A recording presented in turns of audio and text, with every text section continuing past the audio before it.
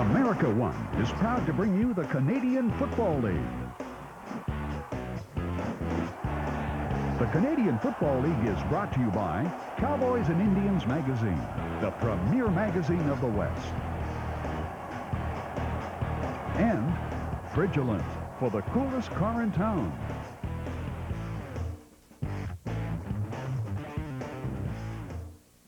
Welcome, everyone, to a Canadian Football League doubleheader. You got professional football here today, and it's a Labor Day special. All of this presented exclusively in the USA by America One Television and our broadcast partners around the country. Today's first game, a good one, Toronto Argonauts at the Hamilton Tiger Cats, a big Eastern Division rivalry.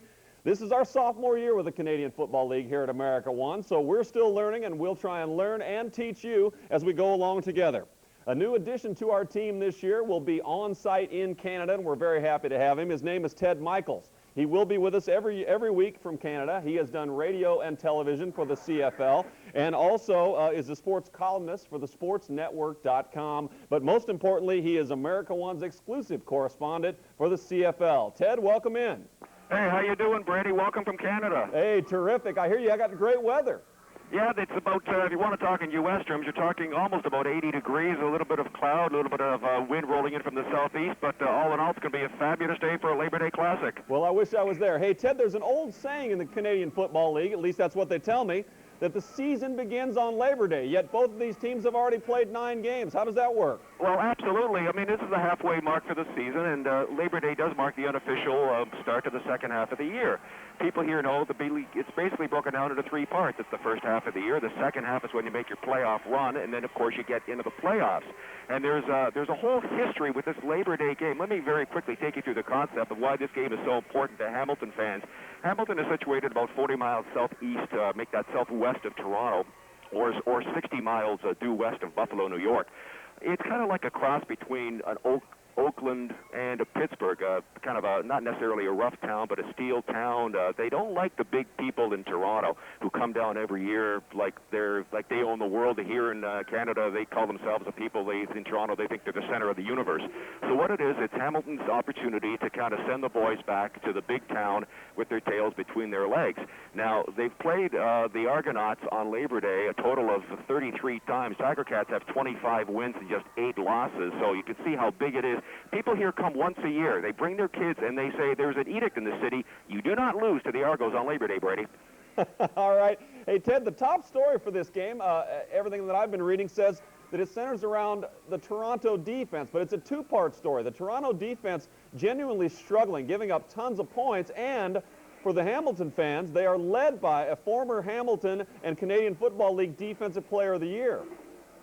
Absolutely. It's Joe Montford, a guy who's from South Carolina State. He played here for 6 seasons, was the outstanding defensive player 3 of the last 4 years. He had 96 sacks when he played here in Hamilton. He was a free agent, the most highly sought-after free agent in the offseason, and he signed a deal to go to Toronto. Now, when you watch the game today, you see number 53, Montford. He's got biceps bigger than my head. This guy is built.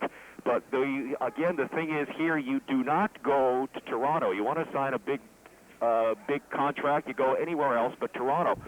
Now, the Argonauts, Gary Etcheverry, the head coach, is also the defensive coordinator. He's got a system where he doesn't particularly let Joe Montford loose and do what he does best, which is go and get the quarterback. What he does, you'll see the Argos today, they'll have 6 or 7 or 8 guys at the line of scrimmage, and then they'll drop off. Montford only has 3 sacks so far this season. Not nearly enough. There's been games when he played here in Hamilton, he had 3 sacks in a game. The issue today, will Etcheverry take the reins off Montford and let him do what he does best? That's go get the quarterback. Well, speaking of that, though, let's go to the offensive side of the football. The Toronto offense is led by a young man that I know a lot of people in our immediate viewing audience will know, and that is former Kansas State. Yep, that's Michael Bishop. He played in Kansas State. He came here very highly touted. The kid's got a gun for an arm, but it's a learning curve, obviously, for a rookie quarterback. He's only completed 43 out of 106 attempts, about a 40% completion average. Tiger Cats are fearful because Michael Bishop, when all else fails, will be able to pull the ball down and run and take off. In this league in Canada, and you'll probably hear the boos in the background, the Argos are being introduced. In this league, you have a chance to win because you have a mobile quarterback with a bigger field. If Bishop can't complete the passes, will he pull the ball down and run? Tiger Cats say yes. They're fearful of that. We'll see how much damage he can do. Turnovers have been a problem with Bishop so far. 7 INTs and 5 fumbles, and he's only generated 4 touchdowns. That won't fly today on the road. Well, on that one, I could barely hear you, Brady, because the crowd's yelling so loud. So if you want to talk quickly about what's going on as far as the rules here, you'll notice today with Michael Bishop, he will have the benefit of the wider field, 65 yards wide compared to what they have in the NFL, and also a yard separation between the offensive and defensive line. So that gives a quarterback a little more chance to complete passes and roll out and do what he does best. You'll also notice people who watched the games last year on America One, that one of the exciting parts of the Canadian Football League is if a field goal is wide or a punt goes in the end zone, a person can take the ball and concede a point. It's called a rouge. Last year, I know you did 10 games. You didn't get a chance to see what happens if the ball goes to the end zone and guys kick it out back and forth. Hopefully, maybe today we'll see how that transpires. Hey, Ted, we got to wrap this up. We will hear a lot more from you at halftime and in game 2. Okay, Brady, looking forward to it.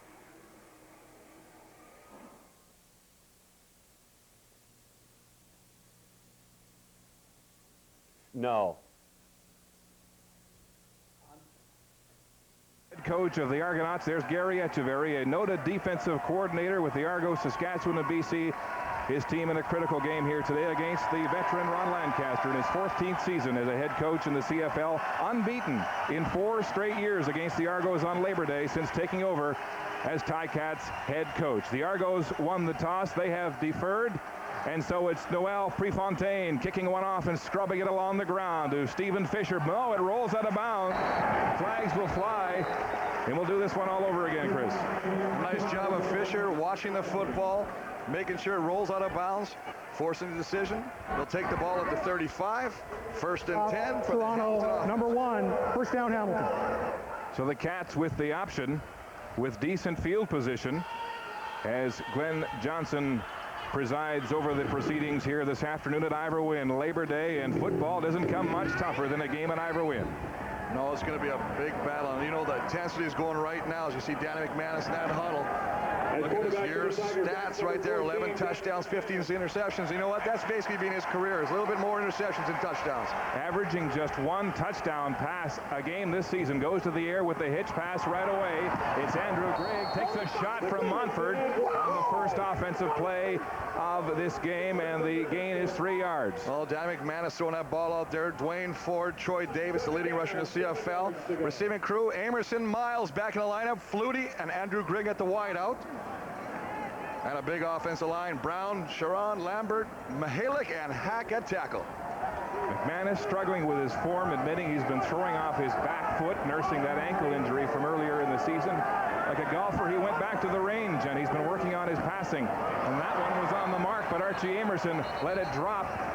Almost a lateral, but just slightly ahead, and so it will be marked as an incomplete pass. Well, the first 2 passes are going lateral, as you say, in that big defensive front. Joe Montford, Scott, Leroy Blue at the tackle, Roger Dunbrack playing at defensive end. The linebackers, Reggie Gibbons in his second start, Michael O'Shea the leader, and Martavius Houston, the wide side linebacker. In the secondary, Smith, Ivory, Fletcher, Bonner, and Steinhauer.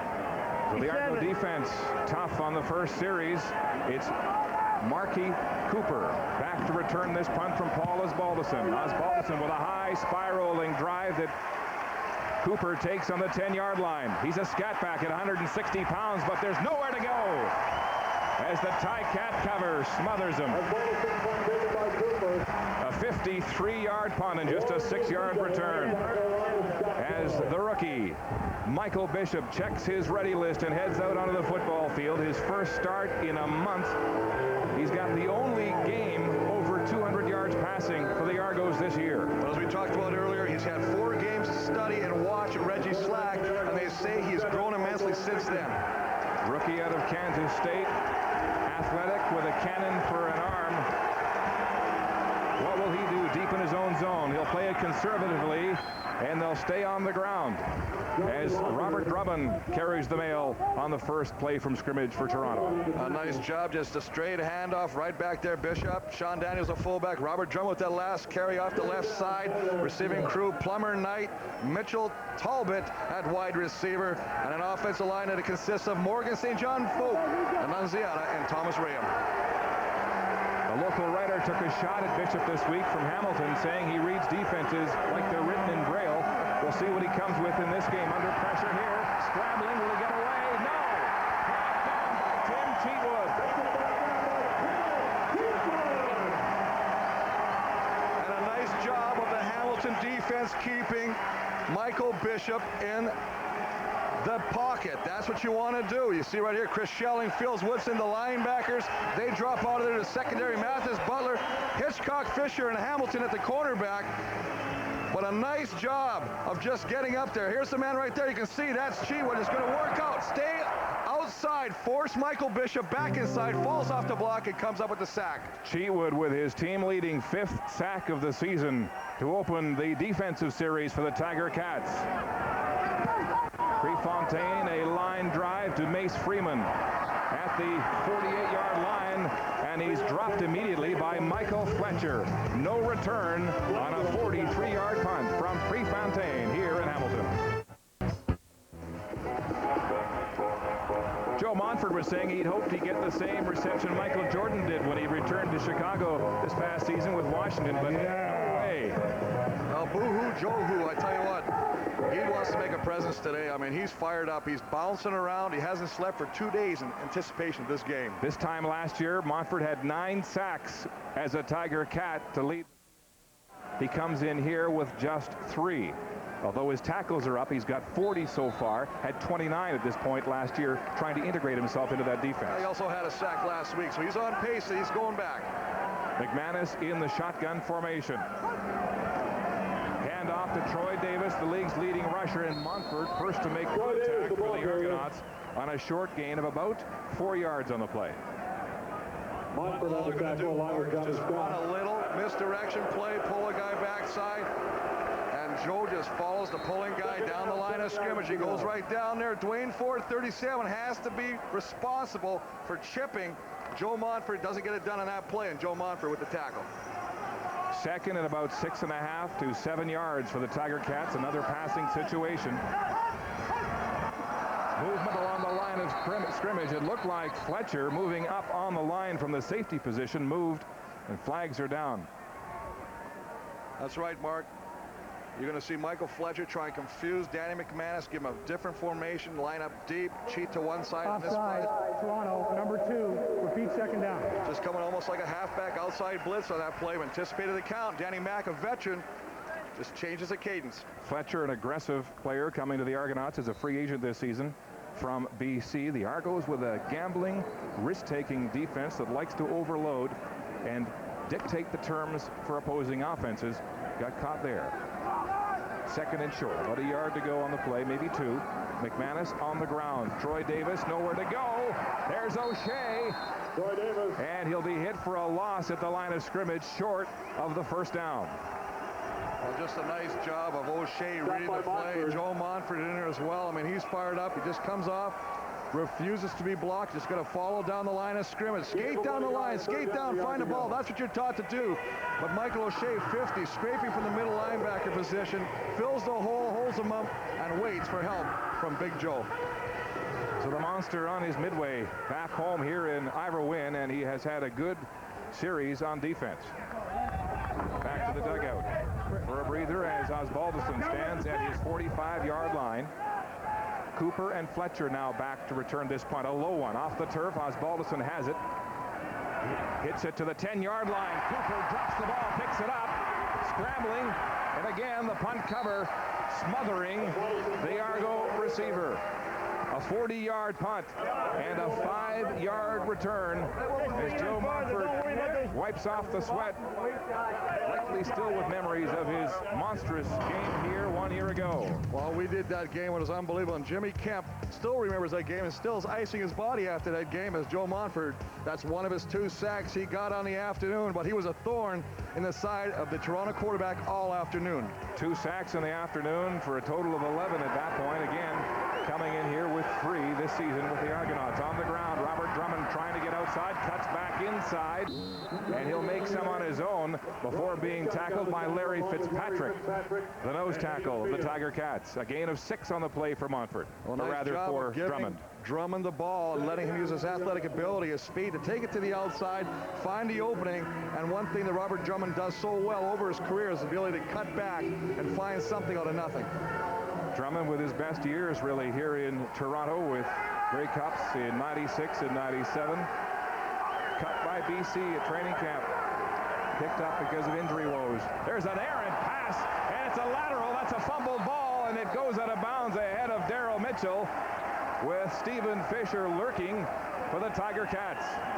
It almost looked, Mark, as the ball was bouncing, as you say, behind a scrimmage pass, makes it a live ball, but Daryl Mitchell kind of, just jaunts over there, and I don't think he realized that had Fisher picked that ball up, I mean, that's a live ball. Just throws it off the pressure.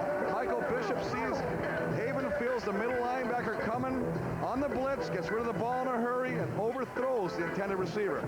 So a dangerous play, really, inside your own 20 to call the rookie looking edgy there, overthrowing Mitchell. A 14-yard loss on the play, and so Prefontaine will stand in his end zone. He gets this one, a nice punt, a line drive, and it forces Freeman back inside his own 50-yard line. Moving, drops the ball, it's loose. The Argos have it. It's Mike Morreale, the ex-Tiger Cat, recovering for the Argonauts. But the referee has called it down, and it will be Hamilton first down when we come back to Mace Freeman and the Tiger Cats catch a break on what looked like a fumbled punt return, Chris. Well, you see he turns up there and he gets around the corner there and he cuts back inside, avoids a blocker, one of his own, and there, right there you see Orlando Bowen comes in there. Nice job getting the other hand, the right hand in, punching the football out. Ball is loose. Looked like that was a fumble. Mike Morreale, the ex-Tiger Cat, on the ball, but it was blown down dead, and so the Tiger Cats with an empty backfield. 6 receivers set, go to work on offense. McManus hurried. The pass is behind Tony Miles. Miles escapes the first tackle by Adrian Smith, but the gain is limited to about 5 yards in the play. Tony Miles, the speedster, coming to the Tiger Cats this year out of Northwest Missouri State. Well, there you see Joe Montfort just working against Gary Brown, just coming backside and pushing him all the way back in. And you know what? That may not be a quarterback sack, but just as good with that kind of pressure. Short yardage team is in now for the Tiger Cats, with Montfort patrolling the line of scrimmage for the Argonauts this season. Second down, 4 yards to go. McManus behind the center, hand off to Davis up the middle, turning. He's hit immediately. Again, it's Joe Montfort making the tackle, very close to a Hamilton first down. Well, Toronto's head coach talked about this. He said the fact was that Hamilton and the Lancaster-led, McManus-led offense 26% of the time last week ran this double tight end offense, and I think they find it very productive in short yardage positions. But you know what? They'll use it any time in the game now. It'll be third down and about a yard to go, and so Osbaldiston comes back out onto the field to attempt a field goal from the 46-yard line. He's only missed one, Chris, in the last 4 games. He's been quite sharp this year. And once again, dealing with those swirling Ivor winds. The ball is down, kicked, a line drive, and it's good. Osbaldiston puts the Tiger Cats on the board first. Yet to settle a first down in this football game. A near-capacity crowd here at Ivor Wynne on this traditional Labor Day matchup. And a reminder that we're on the road to the nation's capital 1 week from now. It's the Argonauts at the Renegades, 3 Eastern from Frank Clair Stadium. 2 teams desperate to keep pace with the Tiger Cats because third place might not be an issue in the East this year. It might be a Western crossover. The little general talking to his veteran, Darren Flutie, just 19 catches away from breaking Alan Pitt's all-time receptions record in the CFL. But his numbers down this year as well in the Ticat passing department.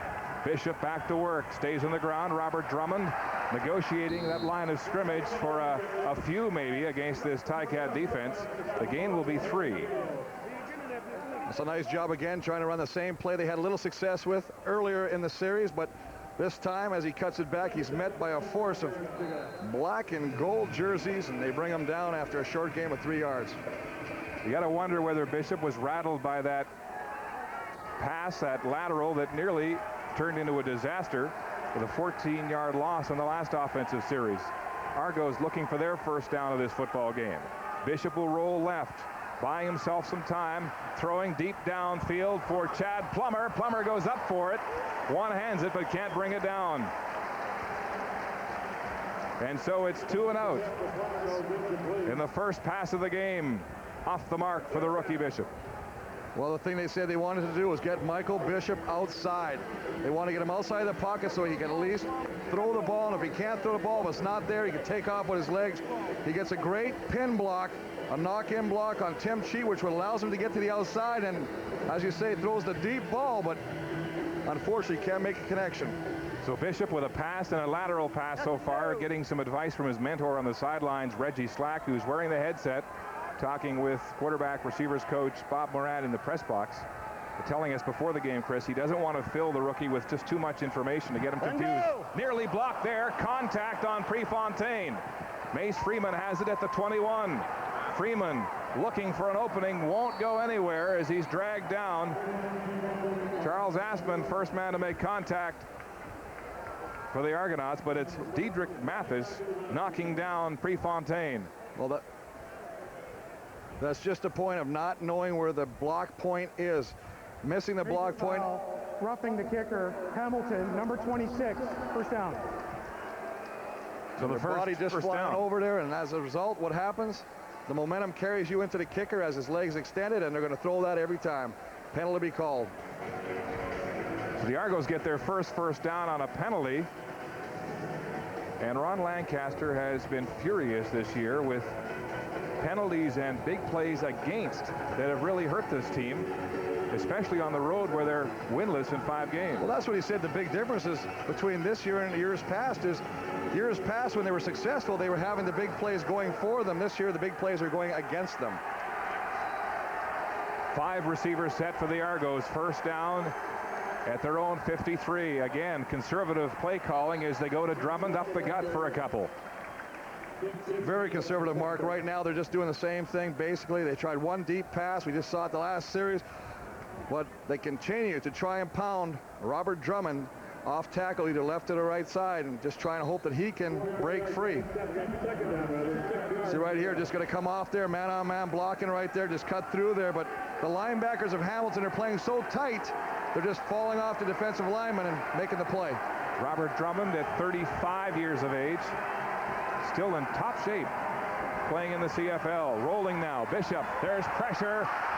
He'll escape the first pressure, then he's dropped. Lamar Bryant brings him down for a sack and a scalp for the Tiger Cats.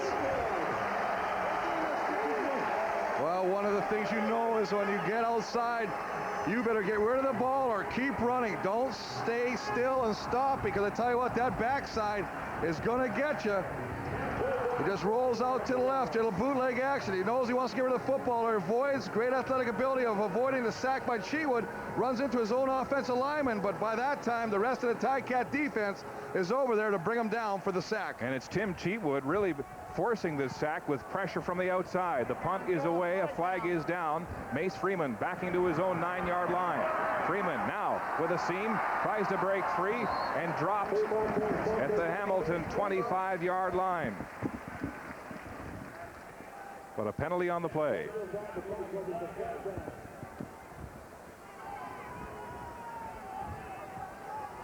Referee Glenn Johnson conferring with his officials. Procedure against the Argonauts.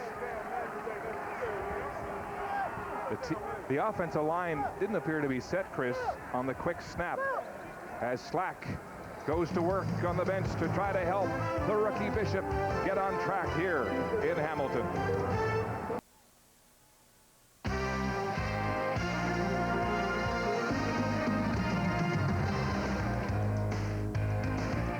Welcome back to Labor Day. Game 1 of our Labor Day Classic. The Tiger Cats and the Argonauts A 3-0 Hamilton lead on the Osbaldiston 46-yard field goal. Noel Prefontaine will punt again after the procedure call against the Argonauts. Mace Freeman, the lone man back for the Tiger Cats, standing at his own 22. Prefontaine, a line drive spiral taken by Freeman at the 23-yard line. Another flag down. Freeman tracked down quickly by the Argo punt cover, and it's Charles Asman again, first on the tackle. Danny McManus so far 2 of 3 for only 6 yards in this football game. It's been a tough year for him, but his head coach has stood behind him all the way.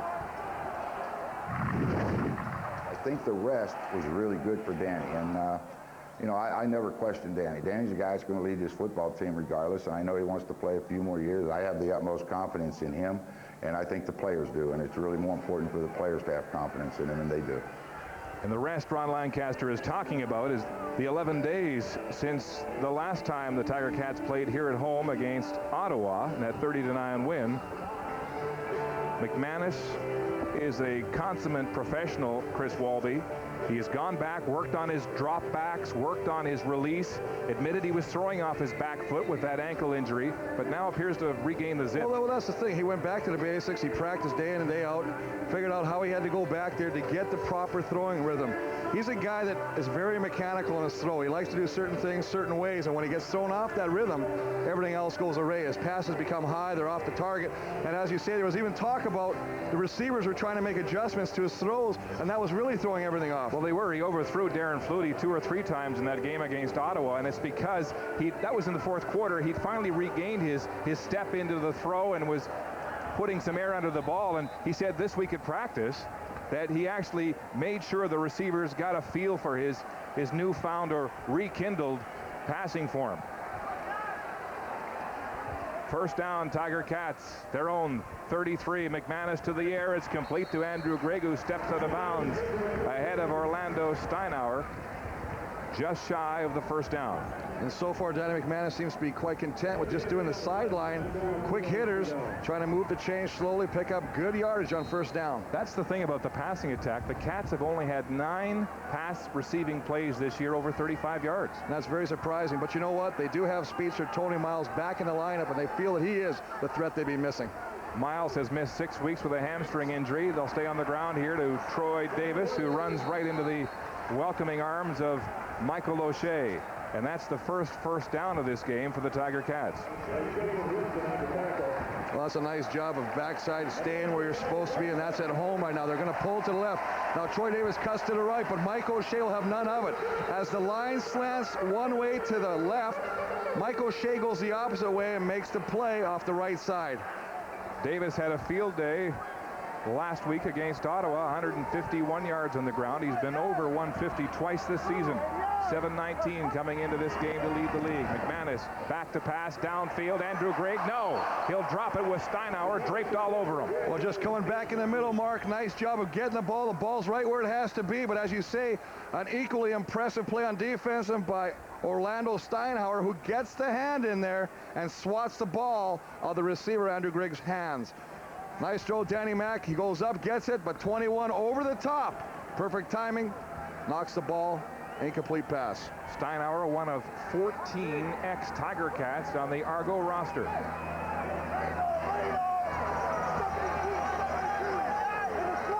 Second down, 10. Hamilton at their own 45. McManus going deep for Darren Flutie. He's out of bounds, runs into the camera.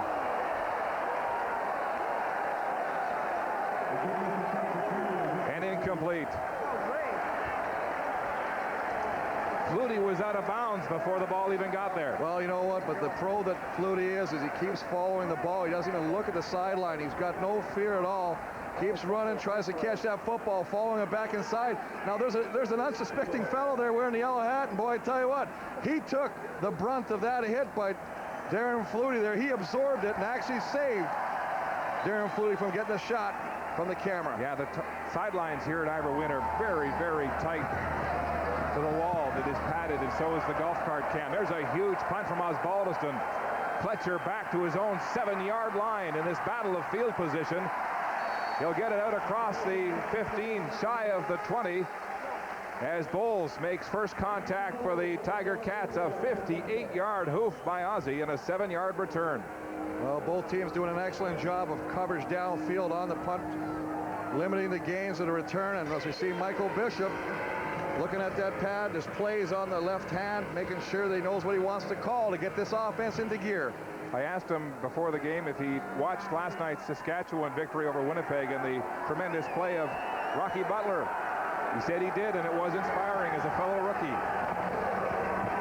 Drummond on the ground, battling his way through a host of Ticat tacklers.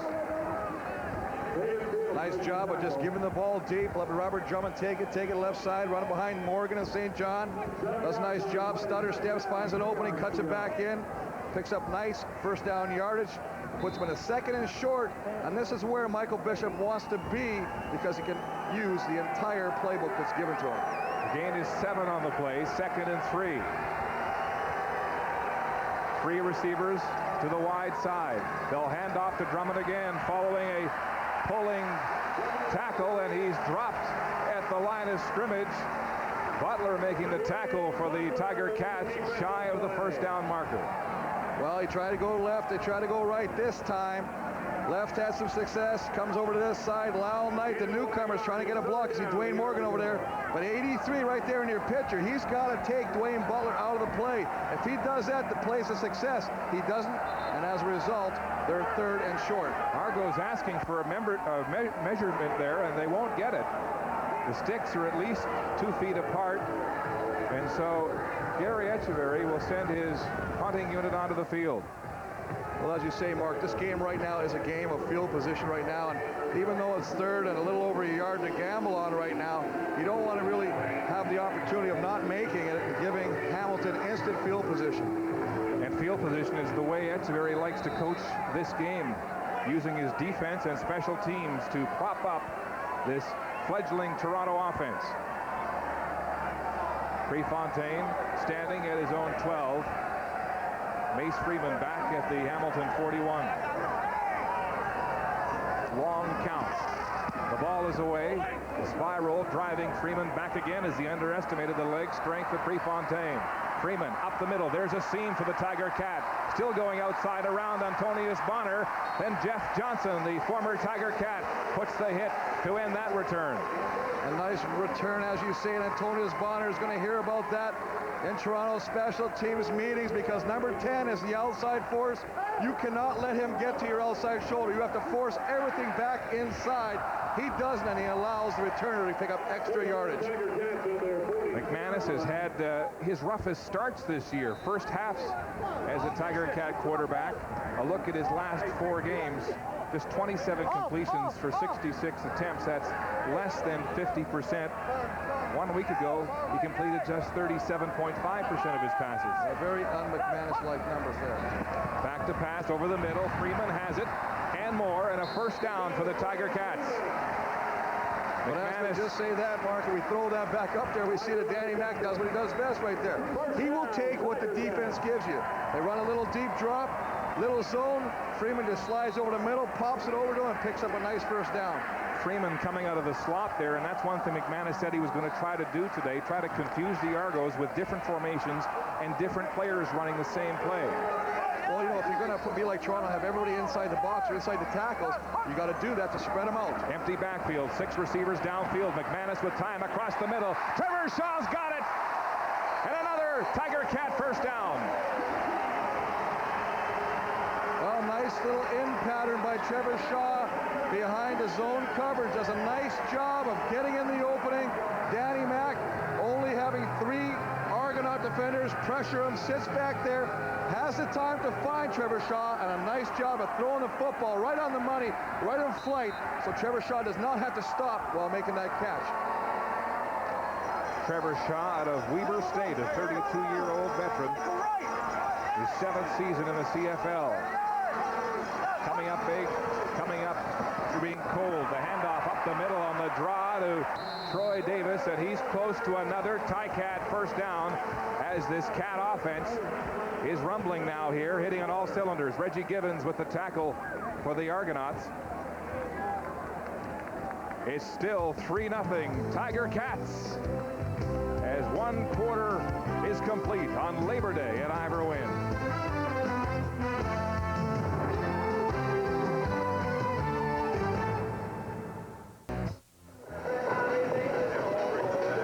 Welcome back to Ivor Wynne Stadium. Let's go down to the Toronto sidelines, and here's Scott Russell. Thanks very much, Mark. Here is Reggie Slack today mentoring Michael Bishop, the Argonaut quarterback. If you had to give the guys some advice on how to play this game, what's it about? Well, right now I think it's important for Bish just to settle down and go through his reads and just try to move our offense. You know, we haven't had the ability to continuously make first downs here in the first quarter so far. So from a quarterback standpoint, it's a little difficult to get into your rhythm, and you know, hopefully the second quarter and into the second half we can get some things put together back to back, and he can get into a rhythm and start spraying the ball around the field. Thanks, Reggie. Good luck getting back in that lineup. Thank you very much. There's Reggie Slack, guys. Michael Bishop spent 2 years with the New England Patriots in the NFL and says he used that opportunity to study under Drew Bledsoe, but right now he's got to get the NFL out of his head. Ticat second and short on the ground.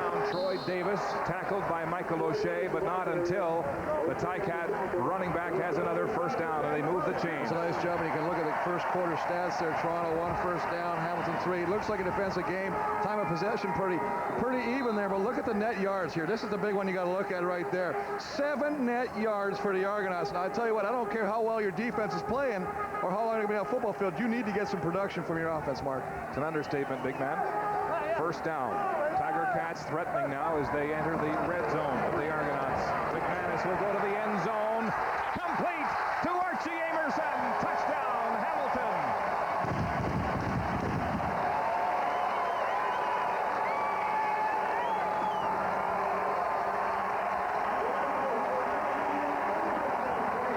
Archie Amerson with his 3rd touchdown of the season. Well, nice job of getting a little seam pattern there. Getting behind ex-Ticat Clifford Ivory. Just to rub a little salt in the wound there. And of course, the safety, Mike Fletcher, comes over, misjudges the football, leaps up and attempted to knock the football down. Falls just a little short, and good concentration by Archie Amerson to corral that football and give Hamilton a 10-0 lead at this point. Comes right back around. Nice job meeting the running back in the hole. Another short gain on first down, so it'll be 2nd and 8 for the Argos. Showing some life now on offense. Bishop rolling to the short side. He'll throw to Daryl Mitchell. He's got it. Stepping out of bounds in front of the Argo bench for a first down.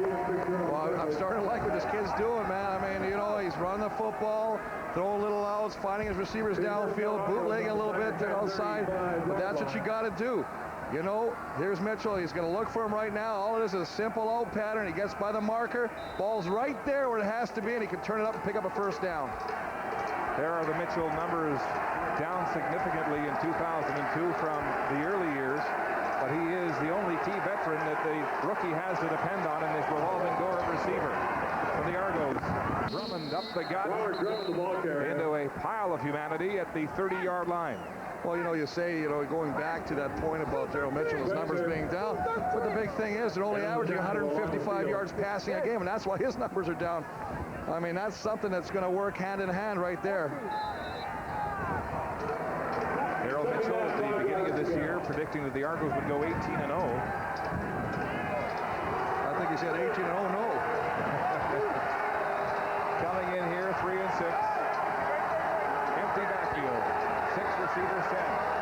Argos, 2nd down and 5. Bishop with time, looking to the end zone. It's Mitchell. It's intercepted. Stephen Fisher has the ball for the Tiger Cats, and the ball is still live. Oh, and he's hogtied at the 10. But a big turnover as the rookie goes for the touchdown and is picked off.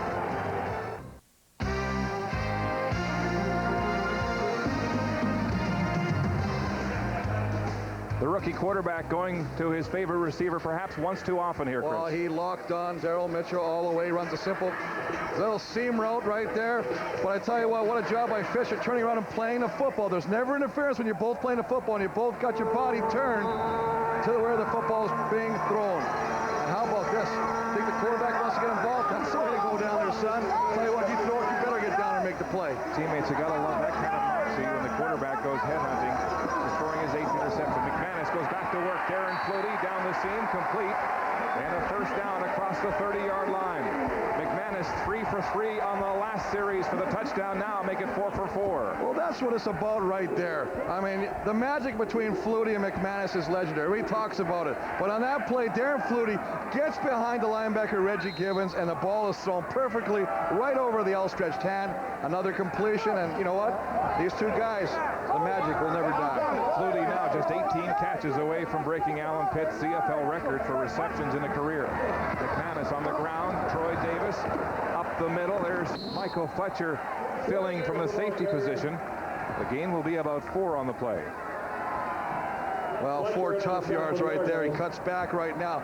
Troy Davis has got some of the quickest feet you've ever seen. They just bounce. They pop almost like pistons. Just stutter, stutter, stutter, stutter. Hit the hole. There you go right now. The legs are always driving. It's a nice job, and I really like the way the Hamilton Ticat O-line and Toronto's defensive line keep fighting after that play. We're not going to let anybody win this war. Troy Davis, a small man at 5'8", 183, but can he take a hit and can he deliver a shot? Second down, 5. McManus in the shotgun. Down the middle again. It's complete to Tony Miles, again in first down territory. Well, the only rookie starting on this offense, Tony Miles, the speedster outside, does a nice job of just coming back to the football, and that's something we all talk about. Help your quarterback. Danny Mack, you know, he's got the rhythm going right now. He's looking at him all the way. He's waiting for him to turn. See, he comes back. That's the way you play receiver, folks. You come back to the football, help your quarterback out. I'm still waiting for Miles to streak down the sideline. He's got the speed, and the Ticats gave him extra rest when he injured that hamstring. 6 weeks off to make sure his legs were healthy upon his return. Here's the pitch to Troy Davis. Puts his head down hard into Reggie Gibbons. And a big gain on the play of 7, maybe 8. A nice job of lead blocking Dwayne Ford, getting the big old lineman out there right now and letting Troy Davis do the rest. You know what? He gets out there. Now he goes to the outside. Now he's going to cut it back in. Now watch the shoulders go down. He knows he's going to get popped. Here's Reggie Gibbons. He's waiting for him. But I tell you what, he says, I'm going to be hit. I'm going to deliver the blow as well as accept it. Davis really is a weather bell for this Ticat team. When he's rushing for more than 100 yards a game, they're unbeaten. When he's not, they're winless. Again, it's Davis up the gut. Hit hard, just shy of center field, but it looks like he'll have the first down. And this, you know, the offensive linemen love this because it is smash mouth football. I mean, this is all it is right now, is getting your offensive lineman involved in it. Let's wear that defensive line down. Just got to keep doing it. Keep hammering away with him. Keep hammering away with it. You know, when you got a back that's leading the league in rushing and Troy Davis, and you know that it's very hard to bring him down, man, just keep feeding him. Yeah, the Cats have rekindled the run game behind the big Hoggies for the first time, really looking good since Ronald Williams was dispatched to Edmonton. Up in the gut again, they'll stay with the run game. It's Davis to the 50 in a gain of about 5. And the thing about this, Mark, is that linemen are getting downfield and they're blocking downfield. Not only are they getting at the point of attack push, they're down there looking for anybody in a white jersey and they're putting them on their seat of their pants right now. That's what this football game, I tell you, that makes the hair on your arm rise right there. That's exciting football right there. Look at that. Get going, get going. Now he gets through there. You see guys down there, guys at the top of your screen still working. Davis will take a breather after Yeoman's work. Jarrett Smith into the game for the running back, the league leader, on a 2nd and 5 situation across midfield. McManus marching again with time across the middle. It's behind Flutie, and he's thrown to the ground. Flags fly. It was Clifford Ivory, the former Ticat. Clifford Ivory doesn't like the call because he feels that ball was thrown behind him anyway and it was uncatchable. And that's what they're talking about to the referees right now. They're saying, hey, there's no way that ball could have been caught, so, hey, forfeit that flag. Ball was away as O'Shea wades into the argument along with Martavius Houston. Forward pass interference. Toronto, number 13. First down. Chris, it did look like the ball was away after contact. Well, I would have thought that when the ball's out there, I know a lot of times the referees will throw that. And and pick it up and say, you know what, the ball is uncatchable. You can see right here. But the fact is, if you look right there, he's got his hand right on him, not allowing him maybe to put that back paw on it and bring that ball in. I mean, if it was anybody but Darren Flutie, maybe it could have been caught. But because it's Flutie, Jared Smith rumbling up the middle on a first down situation from the 36 of Toronto. The game will be about 6, second and short, Hamilton. well, we're seeing something today, Mark, by both offenses. Nets are staying on the football field. Usually they're 2-0 in the last couple of weeks. And boy, Toronto moved it. And now we see Hamilton putting a nice drive to get it himself. I was in nice football. Sub for Troy Davis, the veteran out of Waterloo. And the Ticats, 2nd and 4. 9th play of this drive as McManus eats up the clock here in the second quarter. Moving the ball, flags flying. Flutie has the catch, but this play is blown down. And the play is blown down. A classy play by Orlando Steinhauer. You may not believe it, but he could have cranked Darren Flutie on that because the whistle went after. And he refused. Offside, Hamilton, number 89. Repeat second down. Andrew Grigg lining up offside. I'm surprised they don't call slopbacks more often for being offside. Many of them a yard over the line and the ball snapped at that running start. Well, that's the thing. That's what they work in practice a lot of times. They're just working on it so they hit that line as the cadence is snapped. And I mean, if your quarterback fluctuates that call at all, that's when the flag comes. So it's second down. 9 to go. Tiger Cats. Here's McManus. Wide open on the sidelines. Tony Miles, it's overthrown. Oh, he was open by a mile. Miles was. Well, I tell you what, it's one of those situations. That's the second time the safety, Michael Fletcher, has misjudged the ball thrown toward him, and he's very, very lucky that Tony Miles did not come up with that catch, because had he done this, as we see the end of this play, watch where this ball ends up. It would have been, he'd have been running for a while now, right now. Danny McManus knows that right now. Just a little overthrown. Otherwise, it could have been a big play for the Ticat offense. Osbaldiston now attempting a 42-yard field goal right down the middle of the hash marks. But the wind is swirling. The ball is up and good. Osbaldiston 2 for 2 in field goals, and it's 13-0 Tiger Cats. Near capacity crowd at Ivor Wynn for Game 1 of our Labor Day Classic in the CFL on CBC. A reminder coming up at 4 Eastern. It's Game 2, the Battle of Alberta. Marcus Crandall and the Stampeders against the Edmonton Eskimos. Crandall perhaps feeling motivated, feeling some heat with news this weekend that former Stampeder quarterback Dave Dickinson has been released by the San Diego Chargers. Well, I think there'll be a number of teams that'll be interested in Dave Dickinson's employment. Yes, Ottawa for one. Perhaps the Argonauts. And for sure, Calgary. Kickoff taken by Dave Minnick, the ex-Marine, who's got a head of speed and will deliver good field position for the Argos. With 3:27 to go until halftime, a 23-yard return. Bill Thompson calling the plays for the rookie Michael Bishop.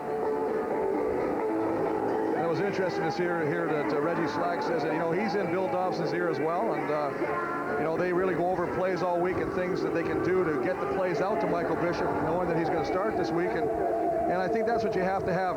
If you got a guy, you know, it's like brainstorming. Sometimes the greatest things will come from outside. Slack nursing the hamstring. The mentor coach on the sidelines today for the kid who's been a decorated quarterback in college and junior college. 59 touchdowns in just 2 seasons at Kansas State. Empty backfield here. 6 receiver set.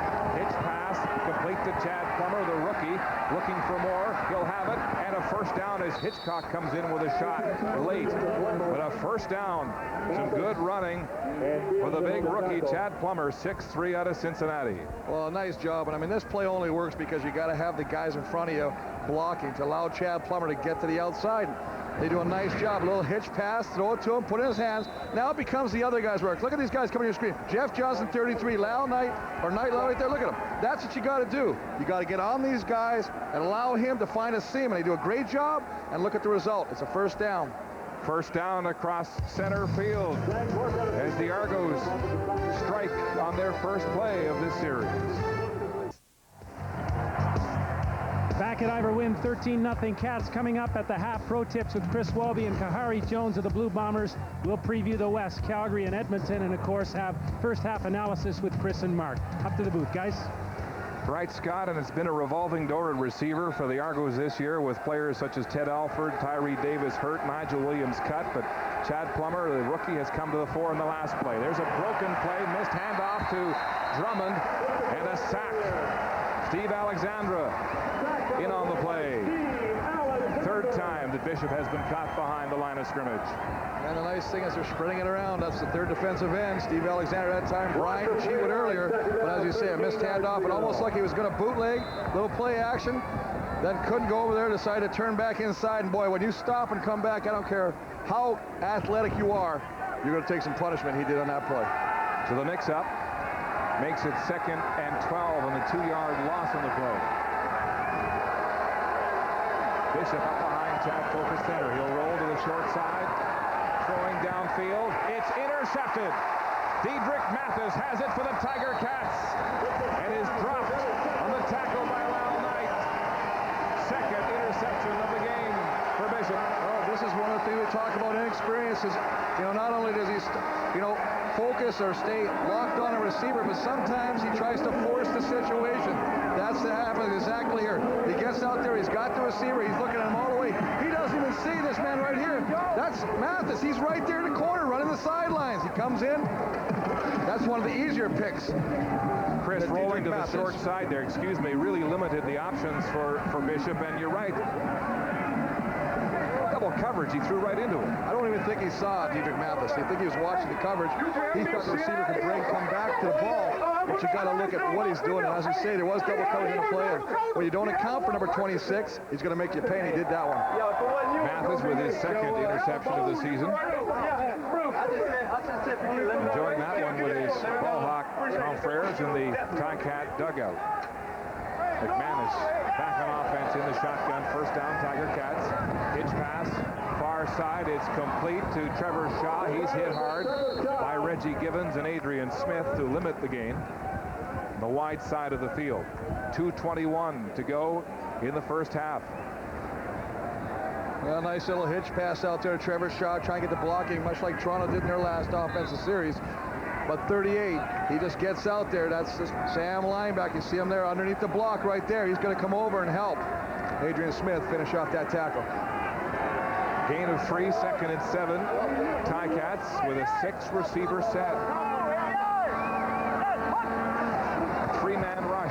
Argos dropping 9. Again, Tony Miles open. And once again, overthrown. That's about the third time we see Danny McManus overthrow, but on this play I got to almost wonder. It looked like Tony Miles stopped running. I mean, don't anticipate. You got to go where you got to go. He's throwing. He's anticipating him to be farther down the football field, and I'm very surprised because Tony Miles kind of curled it in a little bit and stopped instead of keeping running. Had he kept running, I believe that would have been a completion. I think he would have been behind Bonner, who was filling from the inside, and so Osbaldiston will punt, gets it away just in front of Ivory, and it'll bounce out of bounds at the Ticat bench in front of Markeith Cooper. A 44-yard punt, no return.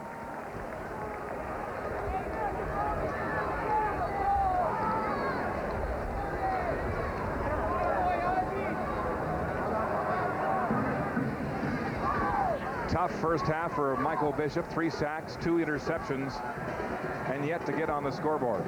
Well, he had the one nice drive or series that his offense put together, and that basically was done with the double tight end offense. And that allows Michael Bishop to have a little bit more time back there, and when you're an inexperienced quarterback, you need that extra time to get your reads down. Maybe if he had that double tight, he would have saw double coverage on the previous offensive series, not throwing that pick to Mathis. Bishop coming into this game with a 40% completion rate. Again, he'll play it conservatively and hand off to Drummond up the gut. Gain of 5. Well, that's what they're going to do, and they're going to stay with the game plan, and I admire him for this right now. The game's not out of reach by any means, only 13-0 right now, but stick with your game plan, stick with what's working right now, and Drummond's picking up positive first yards. So, I mean, that allows you to go second and medium. Bishop leaning on the veteran running back. Winner of 4 Grey Cup rings. Now, empty backfield. Pass formation. They'll roll the pocket. Bishop setting up.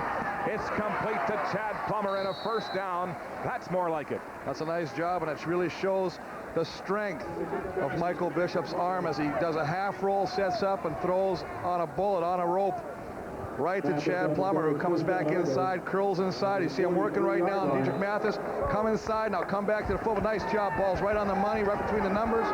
That's what you got to do to move the sticks. Second catch for Plummer, the rookie. 24 yards.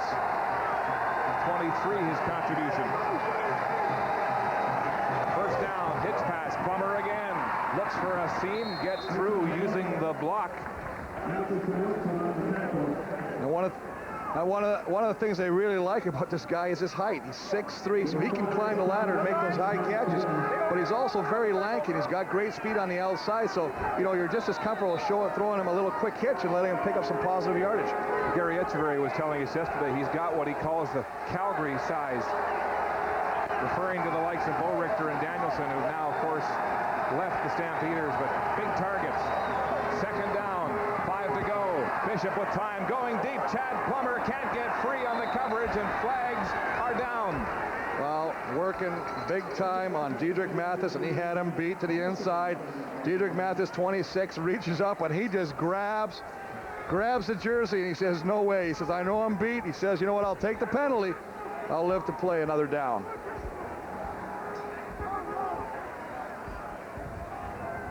Forward pass interference, Hamilton, number 26, first down.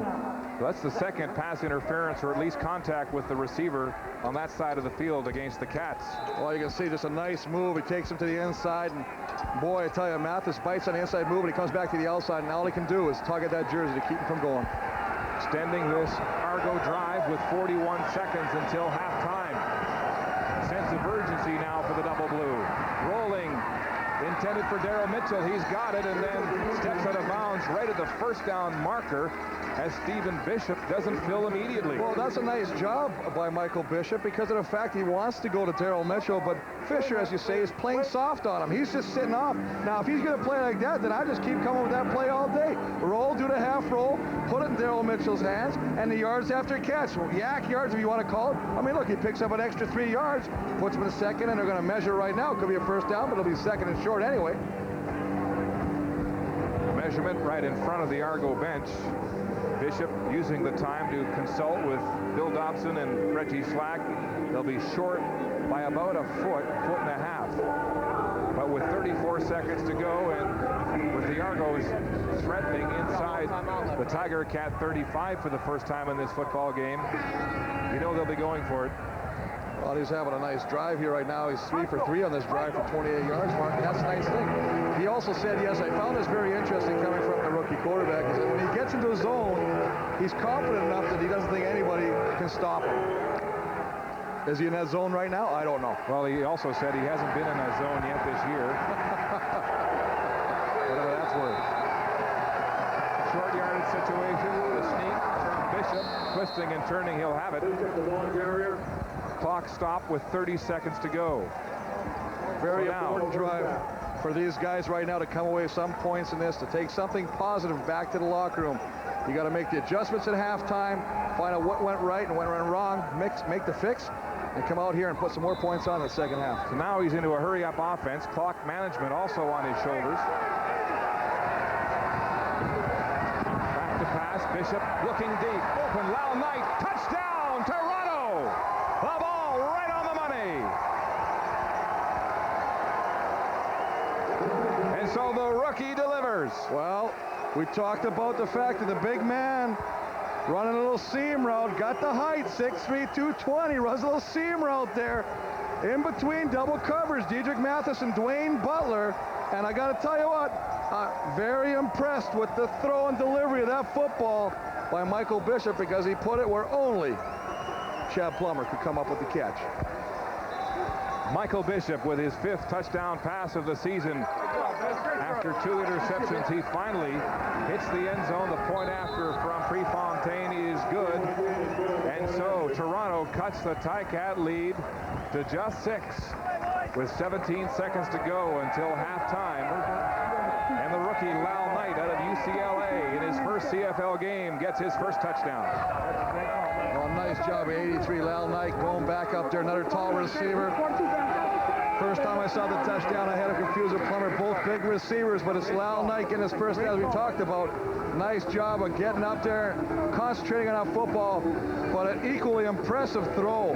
Beautiful throw, dropping it in, and that's the nice thing about that throw by Michael Bishop, not forcing the throw on a rope, but getting some nice air time and hanging it, dropping it in an arc into Lal Knight's hands for his first touchdown. Something to cheer about for the rookie pivot, who was 4 for 4 for 59 yards on that 7-play drive that took just a minute 34. So that will buoy the good Chip Argonaut as they go to the half. Well, absolutely. We talked about coming away with something positive on that. You know, there's only 17 seconds left in the half, but just an excellent throw and an excellent read. And I really thought that, you know what, as the game is progressing, he seems to be getting a little bit more comfortable out there.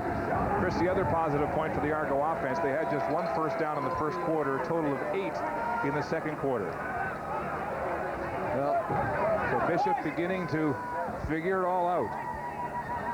In his first start in a month, the quarterback for the Argos.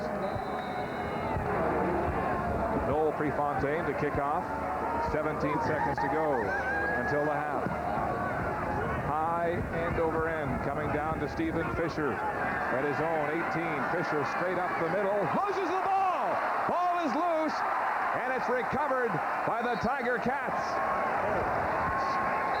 Scott Coe, the rookie out of Manitoba, on the spot there. That would have been disastrous, but there's a flag on the play. Well, very lucky. You've heard the saying, the Argo bounce. Well, they didn't get the Argo bounce this time, as Scott Coe, the backup linebacker from the University of Manitoba, Johnny on the spot with that fumble recovery. Offside on the kickoff. Toronto number 33. That penalties decline. First down. Jeff Johnson lining up offside on the kickoff, but they'll wave it off with 8 seconds to go. Well, you can see Fisher just coming up here. We're trying to read the blocks, and the ball just comes out. A great pop in the middle of that pile by the Toronto Argonaut defender, and Scott Coe just picks it up, and boy, it's a big-time player save. Keep it clean By the Ticats. Scott Coe, the leader, with 11 special teams tackles for the Tiger Cats. You're on the goal. The key fumble recovery would have given the Argos at least a shot at a field goal. Well, most definitely with the strength of Prefontaine's leg, definitely, and they have the win. But the big thing is right now, I think Hamilton's just going to ease out of here, kill the clock, go into the locker room with the lead. And they as well will have to make some defensive adjustments, Mark, because Toronto is starting to figure them out defensively. McManus takes a knee, zeros on the clock, and as they head to the locker rooms at the half here at Ivor Wynne, it's Hamilton 13, Toronto 7. Here's Scott. Thanks very much, Mark. And here's Ron Lancaster, the head coach of the Tiger Cats. You talked about the game story being putting distance between yourselves and the Argonauts. Why haven't you been able to do enough of that in this first half, Ron? Well, we killed ourselves in the first quarter when you don't make second down two. You know, you need to get something started early to establish yourself. We didn't do that, and then we gave one right there at the end. But it's a normal football game, pretty physical, about the way we expected it to go. What about the hint of the big play against you? You said that had been a problem this season. Yeah, it has been. Most of the times we've caused the big play. You know, we've given it to them, and again today we allowed them to beat us. So it's a big play for them and not so good for us. Thanks, Ron. Good luck. Okay. There is Ron Lancaster, head coach of the Hamilton Tiger Cats. Archie Amerson has a touchdown for the Hamilton Tiger Cats, but Michael Bishop and the Argos have come back. 13-7 at the half. CFL on CBC.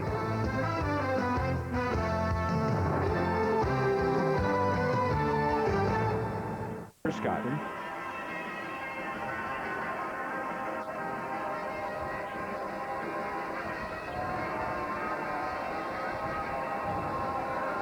Didn't take care of the ball on a couple of those plays, but that comes with the territory, and he's done a nice job, and we just got to keep playing another half.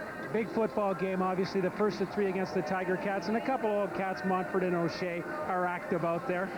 Yeah, we're really happy with our guys across the board, but they really started the game off especially well. Gary, thanks very much, and good luck to the Argos. Thank you. Guys?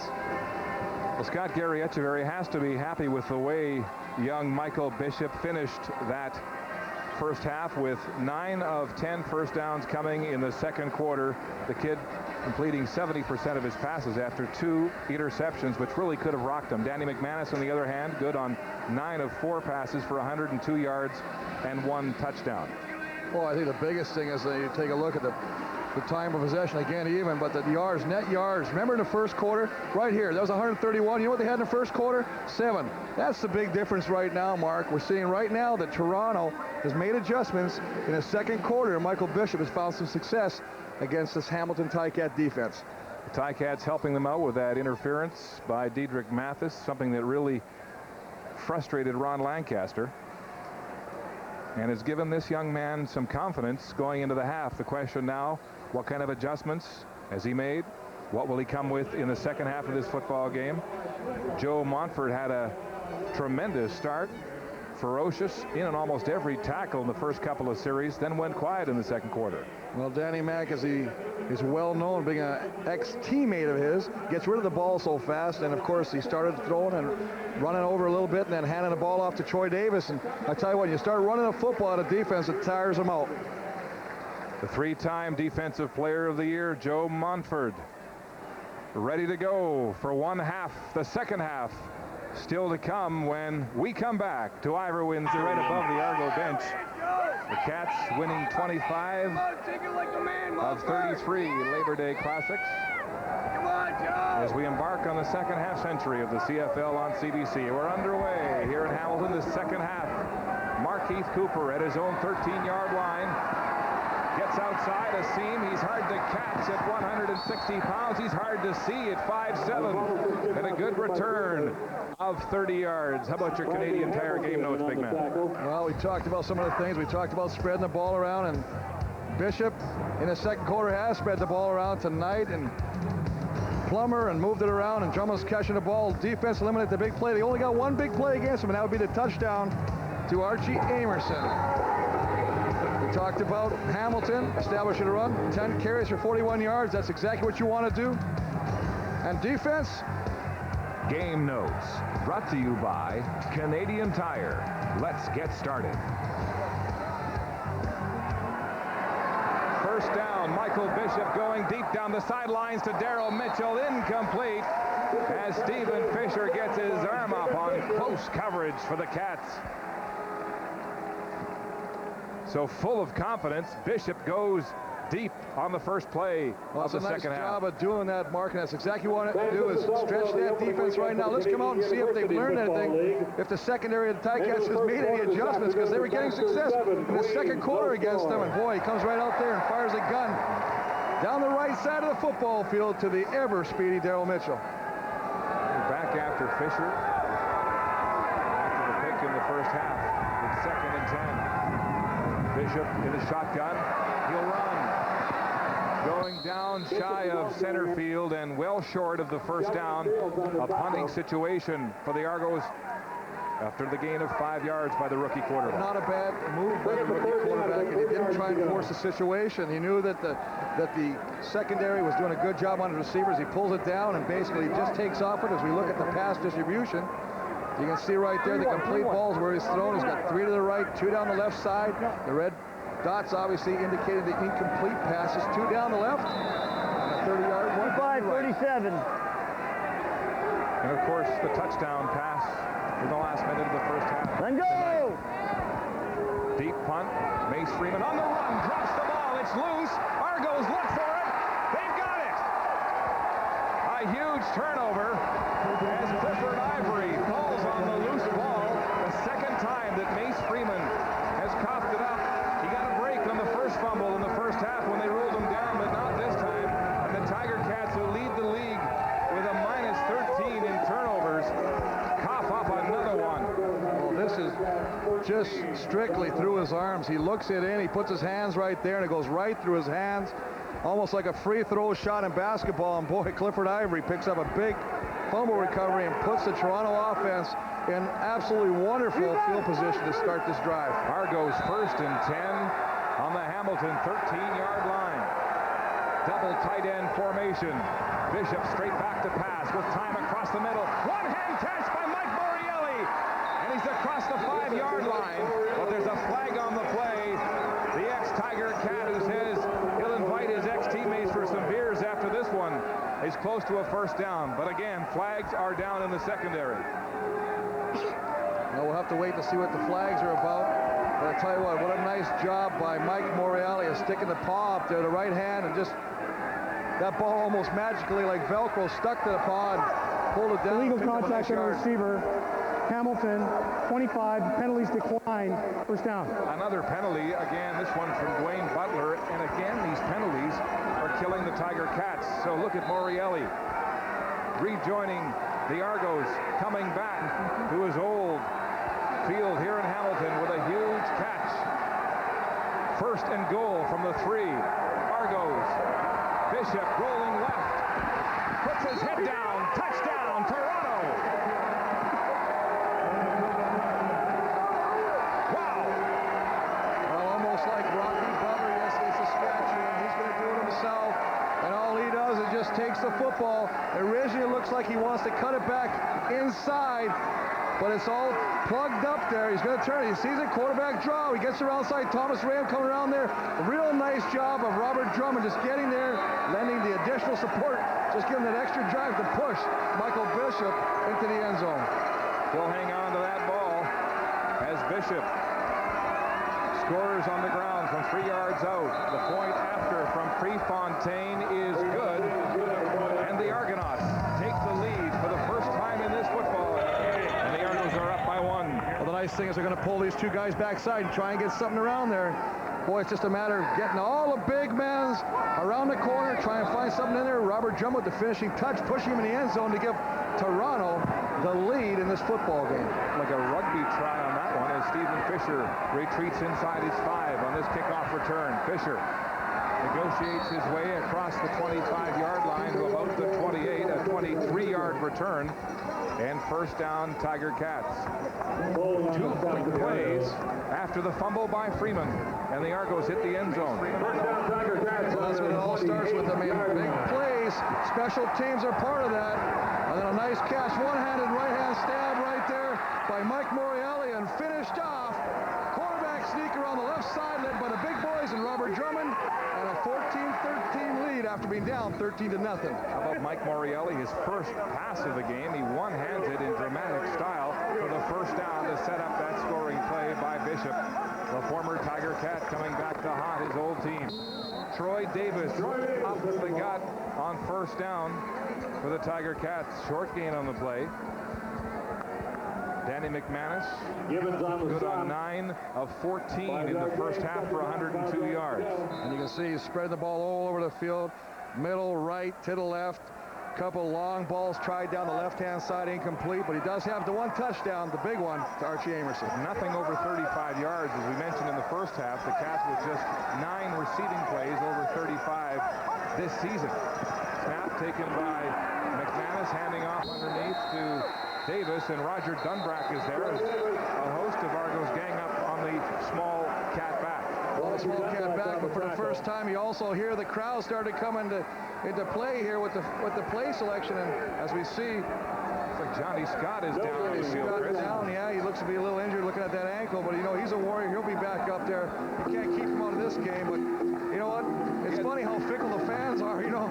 I mean, you run the ball, Troy Davis is getting yardage, and that's what you want to do, and you start running it again, they have to punt, and all of a sudden the fans, because you're losing now they become boo birds. Tell you what, though, as we look at this near-capacity crowd in Hamilton, that's got to be worrisome for the Argos, because remember, Johnny Scott had the spiral fracture 1 year ago. Osbaldiston to punt. Line drive. Markeith Cooper at the 35. Cooper dancing his way across the 45 and is caught on the 47-yard line. Good field position for Toronto. Well, Toronto's had great field position.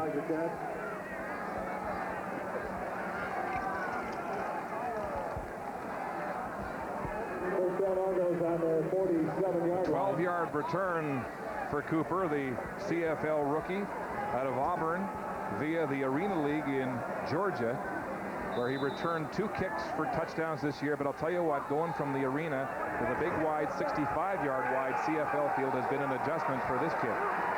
He loves it out there, all that open space. Jerry Sawatsky in, an extra lineman in the game for the Argos, and they go on the ground to Robert Drummond, and a good first down play. Well, you know the old adage, if it ain't broke, don't fix it, and that's exactly what they're going to do. They're just going to keep pounding Robert Drummond left and right. Boy, in this play, again, as you say, they're picking up 6 yards on first down, putting him in a second and medium to short. And I tell you what, that allows Michael Bishop to look at everything he possibly can, opens up all his options as a quarterback. Second down and 5, Sawatsky, the lineman wearing 77, making him an eligible receiver, the 40-year-old out of Stonewall Collegiate in Manitoba. On the ground, Drummond tries to get outside. They're shelling, making contact. He won't get it. Brandon Hamilton filling from the cornerback position, and it'll be third down, Toronto. That's a nice job of stringing it out, though, putting Robert Drummond east-west as opposed to north-south. He gets over there, and that allows Brandon Hamilton to come up and make that play. Here's Scott. Thanks very much, Chris. Well, down on the Argo sideline, that is Erin Brooks, the woman there on the sideline. She is the head athletic trainer for the Argonauts, the first woman to be a head athletic trainer in Canadian professional sport for men. And she was looking at Johnny Scott, the defensive tackle of the Toronto Argonauts, working on his left ankle that had some problems there. But Erin Brooks took over from Jerry Townend here with the Argonauts. Jerry has gone on to be with the Ottawa Senators as one of their training staff, guys. Yes, and Jerry wrestling with that one at midseason, but it's a great opportunity to head to the National Hockey League. And as we go to break, there's Pigskin Pete getting the crowd revved up in game one of our Labor Day doubleheader. Still to come at 4 Eastern from McMahon Stadium in Calgary. Game 2 of the Labor Day doubleheader. It's the Eskimos leading the West with a 7-2 record against the Stampeders in dead last at 3-6. McManus to pass on first down. It's complete to Trevor Shaw across the middle for a first down and a 14-yard gain. Nice job of just getting behind the coverage, right behind Michael O'Shea in front of the secondary. Antonius Bonner making the play. Good experience by the newcomer. Just does a nice job. So Chris, the Tiger Cats, after 2 running plays and a punt on the last series, go to the air. They've been trying to run the ball against this Argo defense, which has shown itself to be susceptible, ranked 9th against the run. There's Davis again on the ground, but again, Roger Dunbrack quickly wrapping up with support from Michael O'Shea. The nice thing about running the football is it pulls your linebackers up tight to stuff the run, and that allows the pass game to start being more efficient, and it really puts the linebackers in a bind, so they should say tight, so they drop off, and that's what you want to do. Argos like to slant into the gaps. How hard is that to block as an offensive lineman? Well, they're basically all predetermined. They're going to try and slant one direction, stay to the right, and the linebackers are going to scrape behind them to take away any cutback, and they've been doing that pretty successfully against the Ticat running game. Right now, Drummond out-rushing the leading rusher, Davis, in the CFL. Tony Miles has it shy of the first down, and Orlando Steinauer quick to make contact and prevent first down yardage. Another punting situation for Hamilton. Well, Orlando Steinauer does an excellent job of coverage. That Tony Miles just plays back a little bit and lets him look like it's open. The ball goes there. McManus puts the ball there, and Orlando Steinauer comes up and closes quickly and limits the gain. Again, we've seen Miles running lots of hooks and settle patterns, but nothing deep yet. Well, that's very surprising because they said they want to stretch the defense of the Argonauts. They want to establish their run and stretch the defense through the pass, and they haven't really done that with the pass. Joe Montfort quiet in the last quarter and a bit. The punt is away as Osbaldiston gets one end over end and a good bounce. Michael Fletcher back at his own 8-yard line, deep in his own territory. Hit hard as he gets to the 15. And so the Argos, with a 7-yard return by Fletcher after a 52-yard boost from Osbaldiston, will start deep in their own zone. And for once, the Argonaut offense is starting a little deeper than they've been used to. Lately, they've been getting the ball in pretty good field position to start a drive. This time, they're just outside of the shadows of the goalpost. Well, Michael Bishop, who spent the last 4 weeks on the sidelines watching Reggie Slack, has used that education, and it's standing in good shape here. I mean, it's a great opportunity for me. I mean, Reggie's been in the game. He knows just about everything there is to know about the CFL game. Me, a young guy, my first year, I'm coming in and trying to learn as I go. crowd into the game here. Drummond on the ground and a big run as he cuts back up the middle. Fisher and Woodson make the tackle. A big gain on first down will make it second and about 2. A nice job of the offensive line. Keep driving it. They're going to slant. They're going to go to the left. Now get the pursuit. Now see how they do that. That's a great job of coming back and picking off the linebackers, allowing Robert Drummond to cut it back and pick up that good yardage. The Argos with a big line. 3 of the front 5, well over 300 pounds. They go back on the ground to Drummond again, who has carried the yeoman's share of work. And a first down here for Argos as they try to trudge their way out of deep field position in their own end. Well, Morgan, St. John, and Rayham well over 300 pounds, and that's what you got to do if you're going to go against these smaller defensive ends. And I think the only big guy they got is defensive tackle Larry Fitzpatrick, but wear him out. That's a nice job, a stutter stepping by Drummond, finding the hole, accelerating into the hole, and picking up a first down. So Michael Bishop gaining some flow and momentum, picking up where he left off in the second quarter with that touchdown pass to Lau Knight, running on the ground for 3 to start the half. Now play action, rolling right, looking for Mitchell on the out pattern. It's too short and incomplete. Brandon Hamilton step for step with Mookie Mitchell. That's a nice job. It's a misdirection bootleg, and they're going to bring the backside tackling guard one way to make it look like a counter and roll him out against the grain, trying to draw the defense that way. He gets outside the pocket right there, throws the ball, but underthrown and incomplete. Chris, now they're able to run the ball. They're able to set up plays now with play action, giving the rookie more playbook to play with. Well, you know what you're doing. You're wearing out that defensive line, and that takes the pressure off you when you want to throw the football. Second and 10. Toronto on the ground. It's Drummond up the middle, and he stopped immediately. Steve Alexandre, the Ottawa GG with the tackle for Hamilton. A nice job of coming inside, beating the tackle, flowing down the line, and wrap it up. And just going to cut back. And as he cuts back, you know, Robert Drummond has found success earlier on cutting back, but this time Steve Alexander right there to meet him and limit the gain and force the punting situation. Vanilla call, though, don't you think? Second and 10. Well, very vanilla in the fact that they were running the ball and then they'd throw the ball and they found success throwing it. And on that play, they just tried to stay with the run, almost like you're saying, let's look at the clock. We got the 1-point lead. A change on special teams for the Tiger Cats as Archie Amerson goes back to return this punt from Noel Prefontaine. Again, Prefontaine driving Archie back. He bobbles it. Turns upfield at the 35, gets a seam. Amerson still on his feet, finally tackled by the punter himself, Noel Prefontaine. A 46-yard punt and a 17 of this Labor Day Classic as we make the turn for home and the road to the Grey Cup this year in Edmonton.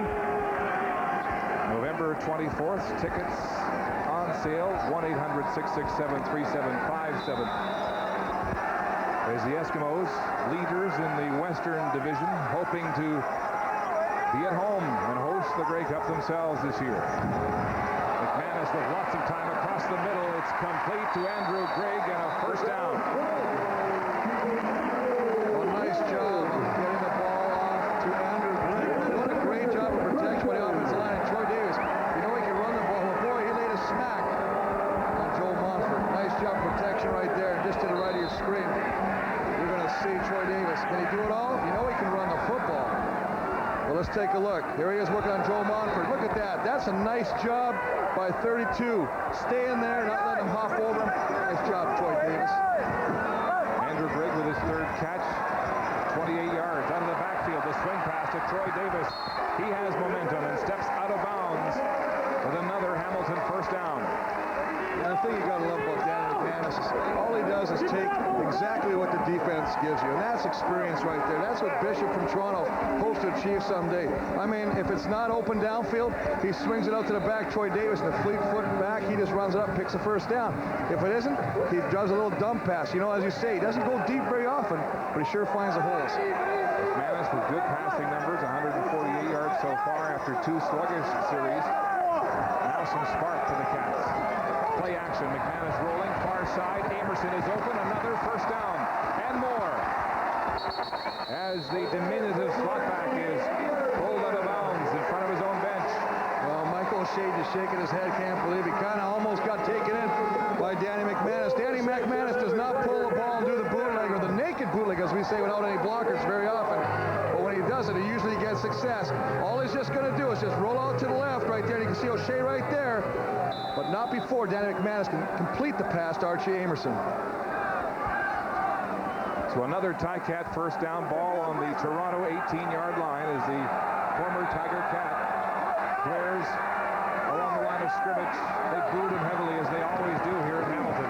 Davis looking for a hole, not much going there, as the Ticats stand him up at the line of, or rather the Argos stand him up at the line of scrimmage. And just do a nice job of doing that by the fact of bringing up Mike O'Shea over the left guard, working just on Pascal Charron, and just stalemating him at the line of scrimmage, not allowing any seam to be found with the running back Troy Davis.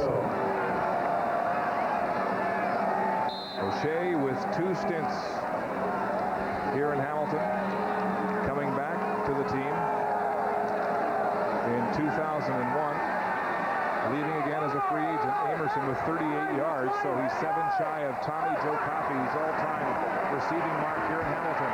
To the end zone. It's intercepted. Clifford Ivory has the ball as it was deflected, and Adrian Smith is down in the end zone.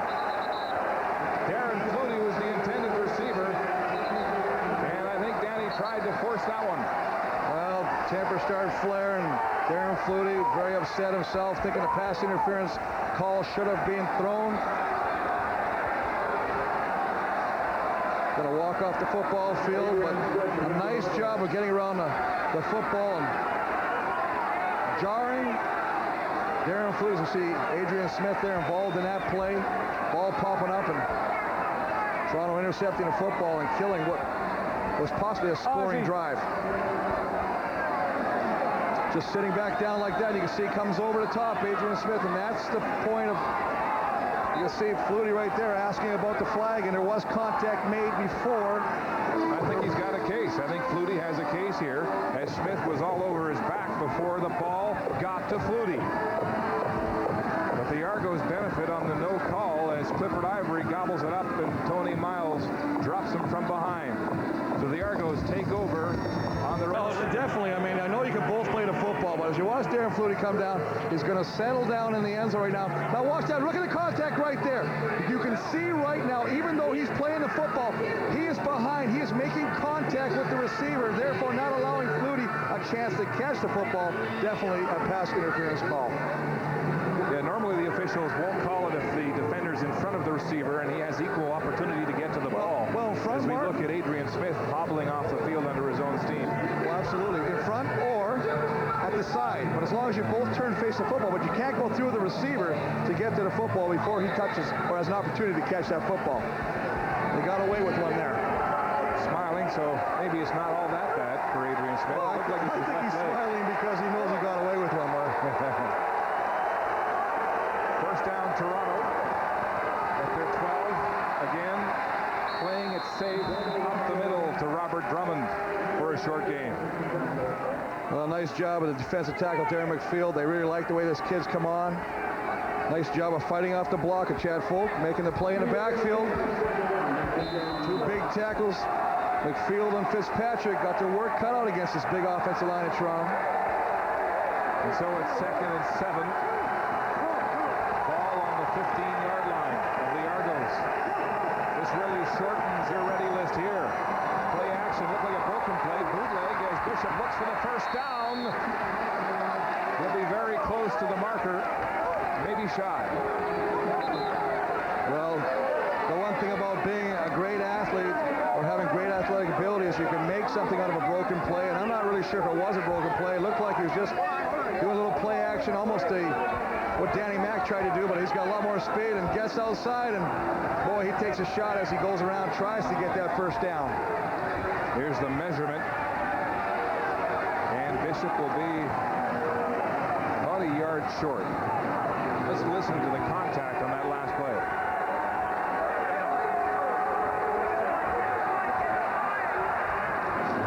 David Mathis puts his head down, but I'll tell you what, this Michael Bishop is built at 6'2", 220, and the Argos are going to gamble. Up by 1 point, third and less than a yard. Ball on their own 21. Crowd now vocal, trying to hurt Bishop as he makes the calls behind the center. Sneak. Oh, he's hit hard. Haven Fields came over the top. I don't know if he got it. I got the spot. Haven Fields, what a play. Turning point. You talk about turning points in a football game. Number 52, the middle linebacker, Haven Fields.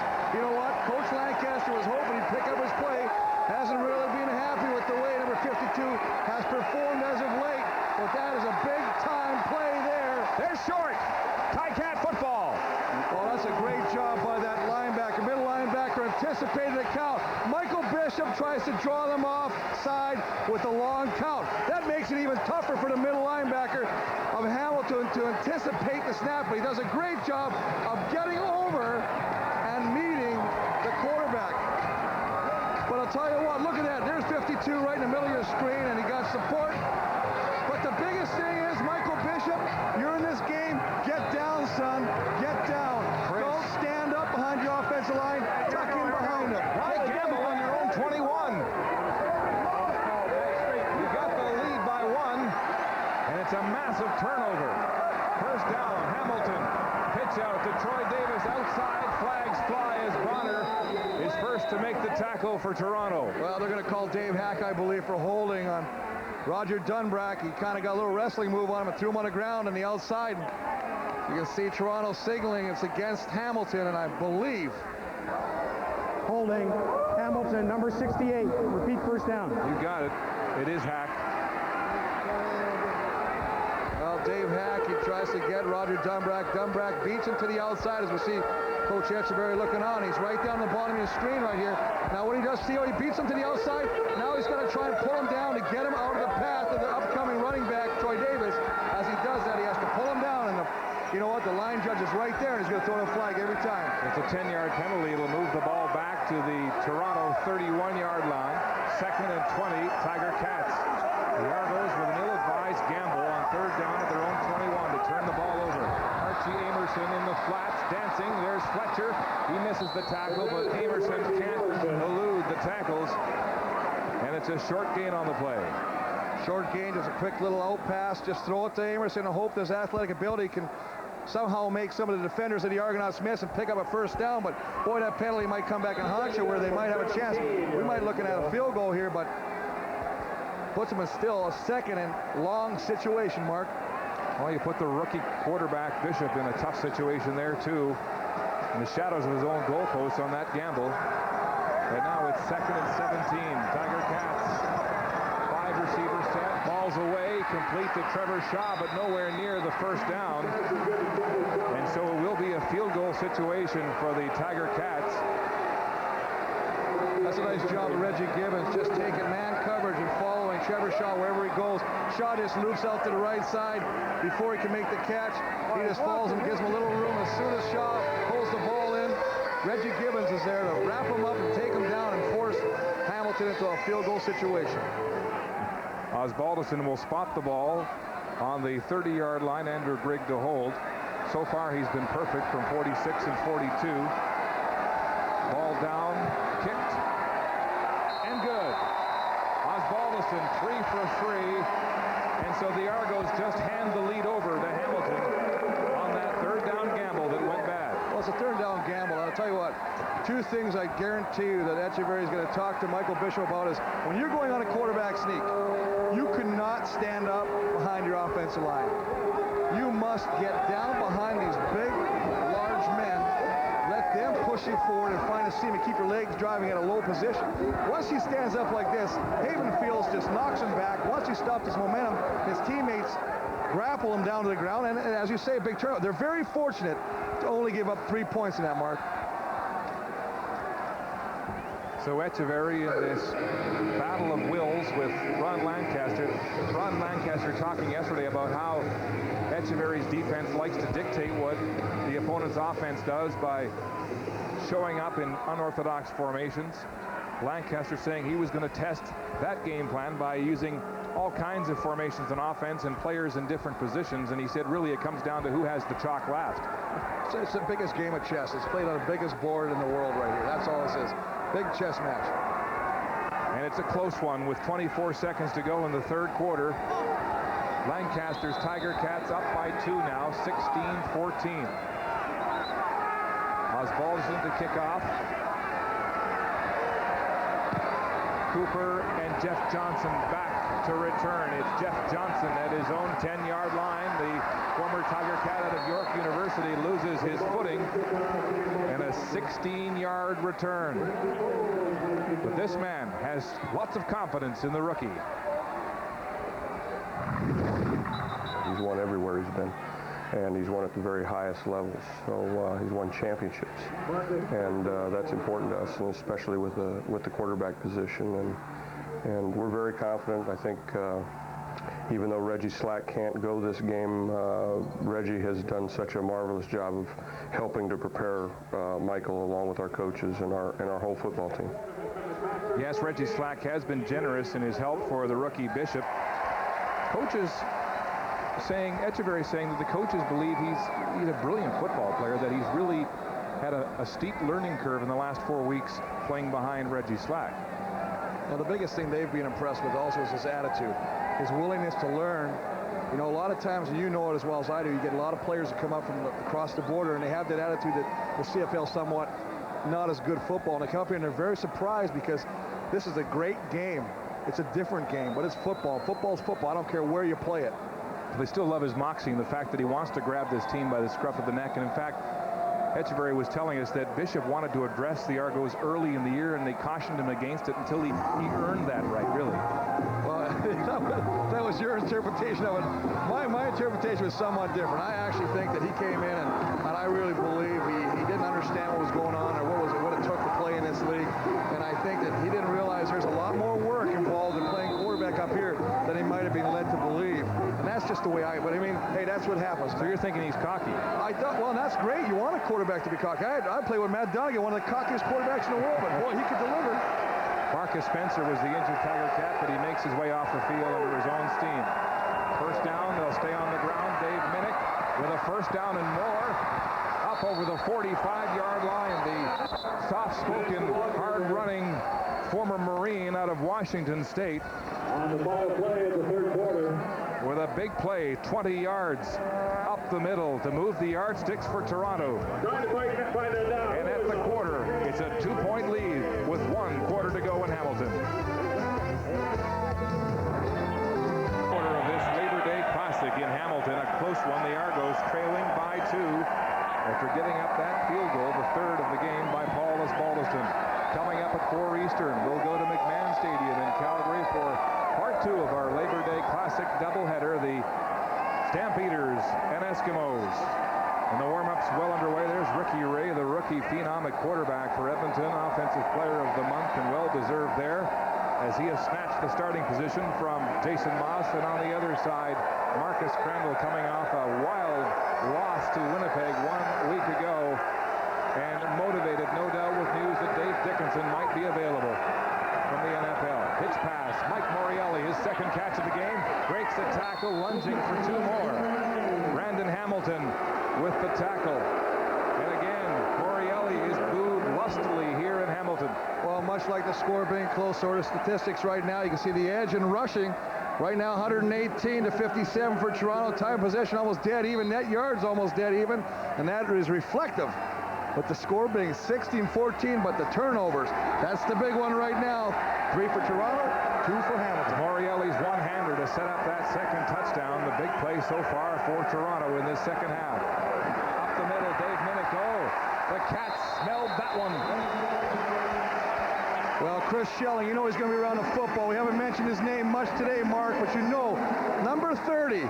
Boy, I tell you what, he just loves to be around that place. And I tell you, when he sees it and gets an opportunity to lay the wood on you, he's going to lay it on you. Nice job of the linebacker coming up to fill the hole. Force a punting situation. Just going to run. They're running a double tight situation. Look at there's 30 right in the hole.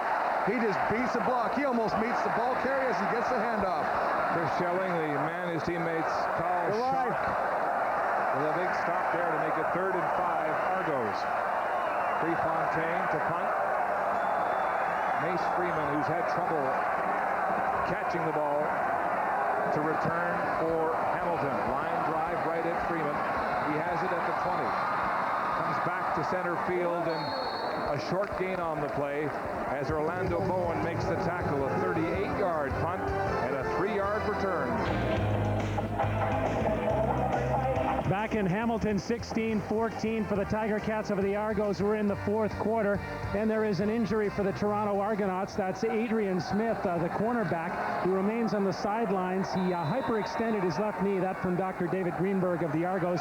Matt McKnight now goes into the secondary for the Argonauts out of Waterloo. Guys? Well, that'll be tough for the secondary. McKnight, the rookie out of Waterloo, a 6th-round pick in 2001. And so some inexperience now back in that Argos secondary against the veteran McManus, who's yet to really stretch the defense, going deep, again going short and in the flats there to Amerson. You know what, after you run your first series, you know you got somebody else in there lined up over you. On that play, it was Andrew Grigg. You know he's going to come back and he's going to talk to Danny Mack and say, hey, I've got a rookie. I got fresh meat out here. We might want to test this guy. A look at McManus, and his pass distribution has favored Amerson, Shaw, Grigg, and Miles. Only one, though, to Darren Flutie. Well, he's got 7 different receivers, but the nice thing he's doing is he's mixing it up. The thing that we wonder why he hasn't done is he hasn't really gone deep and stretched the defense much, especially with the speedster Tony Miles in the lineup. Yes, he's been running hook curls all afternoon. Amerson again backing his way to a first down. Another short pass from McManus. But the thing is, what does Danny Mack do so successfully is he'll take exactly what the defense gives you, what he thinks is going to be a successful play, and if it's all short passes, hey, that's what he's going to take. He'll do whatever it takes to move the chains, and that's what he's doing right now. McManus with 1 touchdown pass to Amerson in his football game. He's got to start finding the end zone, though. How about this, comparing him with Kahari Jones, who's thrown 31 touchdowns already this year. Jones averages a touchdown every 6 passes. McManus every 25. Yeah, Kahari's he's unbelievable. He's on pace, they say, for 60 touchdowns, which is just a remarkable amount. You wouldn't believe that could be achieved. Troy Davis up the gut. Tough sledding there for the leading rusher in the CFL. Nice job, though. I mean, the thing is, when you got a guy like Troy Davis who leads the league in rushing, you've got to give him the football. Don't abandon your run game. You're only down by 2 points. And the fact is, when you got a guy like Troy, he can bust it any time. And then you're saying, hey, great job. You handed it off. You busted it. Stay with what works. Keep running the football. Pull the linebackers and the Argos up tight. Then throw behind them. Mentioned Kahari Jones, just 17 touchdown passes short of Doug Flutie's CFL single-season record. 8 games to go. It's an average of just over 2 a game. Well, with the set of receivers he's got there, I'd be surprised if he doesn't do it. Back to pass, McManus, lots of time, down the sidelines, Flutie out of bounds again. The ball knocked down by Michael Fletcher with close coverage again. That's a nice job, Michael Fletcher, step for step with Darren Flutie, going all the way down the sideline, shoulder to shoulder, not allowing Darren Flutie to come back into the field. He's keeping him to the outside. That's great position. Look at number 2. That's exactly what you want to do. See, he's not interfering because he's playing the football, but he's keeping the receiver to his outside shoulder. It's a nice job by the safety. That's the second time that Flutie has been forced out of bounds on a route on the sideline. Now this time we didn't run into the golf cart camera there, though. Osbaldiston, a beauty last time at 52 yards. This one he shanks. High bounce to Markeith Cooper at his own 30. Outside, gets a block, and he's sprung down the sidelines. Cooper down across the 50-yard line, and his first big return of this afternoon. Well, I'm going to tell you what, they are very, very lucky. Nice job. I'm not going to talk anything about Cooper getting around the corner, but number 39, Matt McKnight, blocks this guy from the behind, and there should have been a flag thrown 15 yards up. Just going to watch as we go around here, and you're going to see, gets a nice block there. Nice block here as he goes around here. See 39 just enter your screen at the bottom there. From behind, referee did not throw the flag. Big break for the Argonaut return team there. Ron Lancaster making that case to the officials to a deaf ear. It's first down. Toronto at the 50 of Hamilton. Bishop straight back smartly, going deep down the sidelines. Looking for Knight. Knocked down Diedrich Mathis with close coverage for the Cats. Well, Diedrich Mathis, who's got to meet Lal Knight on a few times today, does a nice job of staying with him with his left hand, just kind of feeling where the receiver is at all times, and his head looking back toward the football. That's nice coverage. As you see, Bishop's pass distribution today, Mitchell, Plummer, Moriali, and Lal Knight with the big 31-yard touchdown catch. So the rookie quarterback looking to stay calm, keep his playlist concise, but tough second and long, 2nd and 10 situation. In the shotgun, here comes the blitz from the backside. Bishop downfield, wide open, Daryl Mitchell. Oh, he can't hold on. Sean Woodson right there to knock it free. Nice job by Sean Woodson, because originally beat by Daryl Mitchell. And I guarantee you 9 out of 10 times, folks, Daryl Mitchell gets his paws on his football. He catches the football, but Sean Woodson, 17, stayed with the play. Little shake and Blake. You're going to see a little tug on him right there. Gets inside. Now the ball's out. Now he gets his hands on it. But look at that. Look at that. Nice job on the left hand. Sean Woodson punching the ball out of Mitchell's hands. Good job. You see the pressure coming around right there. Chris Schelling from the backside. Bishop feeling that. Perhaps not getting everything on the pass. Great coverage by Woodson. Here's the punt from Prefontaine. It's low. Freeman has it. Breaks the first tackle. Then Kevin Eben drops him immediately for a short return of just 3 yards on a short 37-yard punt. Ivor Wynn Stadium, 10:39 to go in regulation time, and it's close. Tiger Cats with a 2-point lead. In case you've just joined us, here's how they've done it. McManus with his only touchdown pass of the game, finding Archie Amerson threading the needle between 2 Argo defenders. Then it was this man, the former Tiger Cat, with a one-hand spectacular grab to set up a 3-yard touchdown by Michael Bishop. Here's McManus in the air to Tony Miles. It's complete for a first down. Reggie Gibbons in on the tackle, but an 18-yard gain for the rookie receiver out of Northwest Missouri State. Well, we see that Adrian Smith is back in the game right now, so obviously the knee has settled down somewhat.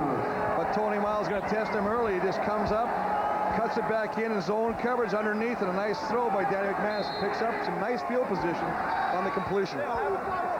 Adrian Smith back in the football game at the corner position after injuring his leg in that collision on the interception by Clifford Ivory. First down, Tiger Cats. McManus in the shotgun, lots of time, down the seam. Amerson diving and can't reel it in. And flags fly after Dave Hack does a dive on Joe Montfort. That was a theatrical performance if I've ever seen one. Well, I tell you what, I think Montfort a little frustrated right there. As I say, started off the game like gangbusters, and then he's been kind of quiet lately, and I think that him and Hack have been getting into it. Former teammates, and as a result, tempers start to flare. Joe Montfort takes his little frustration on Dave Hack, and not happy about that, but the flag is thrown, and Hamilton with a freebie, if you would. You can see him right there, right beside Danny Mack, and it's never who shoves first, it's always the second guy, and oh, he goes down. Right there, I mean, that's what I tell you, never retaliate, because you're going to get caught. Joe got one there. Dave Hack, the Dr. Jekyll, Mr. Hyde of the Tiger Cats, draws a penalty against the Monster. And his first down, Tiger Cats at their own 49. Davis up the middle on the fake on the double reverse there, or at least the counter. But the Argos waiting there, and there's some more trash talk and some shoving. You knew this was going to happen, Mark. The fact is people do not like each other, and when the game is this close, if it was a blowout, it wouldn't be this bad. But 16-14, temperatures starting to flare. People are feeling like they're getting away with extra shoves, punches in the huddle right there, in the scrums, if you would. They saw Joe Montfort get a little mad at Hack the play previous. This time, some other guys say, hey, you know what? We're in this game, too. Fans adding their 2 cents worth, too, with the heckling that goes on quite loudly here at Ivor Wynn. And Montfort, as you mentioned, frustrated, coming in with only 3 sacks so far this season, compared to 9 a year ago when he played for the Tiger Cats. Shotgun, flags fly, the pass complete to Tony Miles. He bobbles it, then grabs it with Steinauer playing loosely on that one. There's a bunch of extra extracurricular activity going on. Archie Amerson is having a little to-do with And it's Michael Fletcher and Hacken Monfort. And I tell you what, I was watching the last play, and I don't know if we caught it, but Monfort was working against Hacken. He did not even care about getting to the quarterback. All he wanted to do was run over Dave Hack. It's getting good. This is football. So the ex-teammates. Offside. Toronto, number 53. Perhaps Monfort losing his head there, called offside. Hack getting inside the helmet of Monfort. Well, we see that. Now, of course, over here, look at this. He's down here for good nature. Let's look. 1, 2, 3. Little WWF, WWE, I guess it's called now. And boy, I tell you what, Flutie's trying to be the old peacemaker there and pull him apart. Amerson with the pin on Fletcher. On the ground. Davis hit hard at the 40-yard line. Oh, I'm going to tell you, look at this pile right. Oh, I tell you what, that's amazing. You can see right here, there's some anger as Walsh comforts Joe Monfort. I mean, this is a battle that is becoming very personal.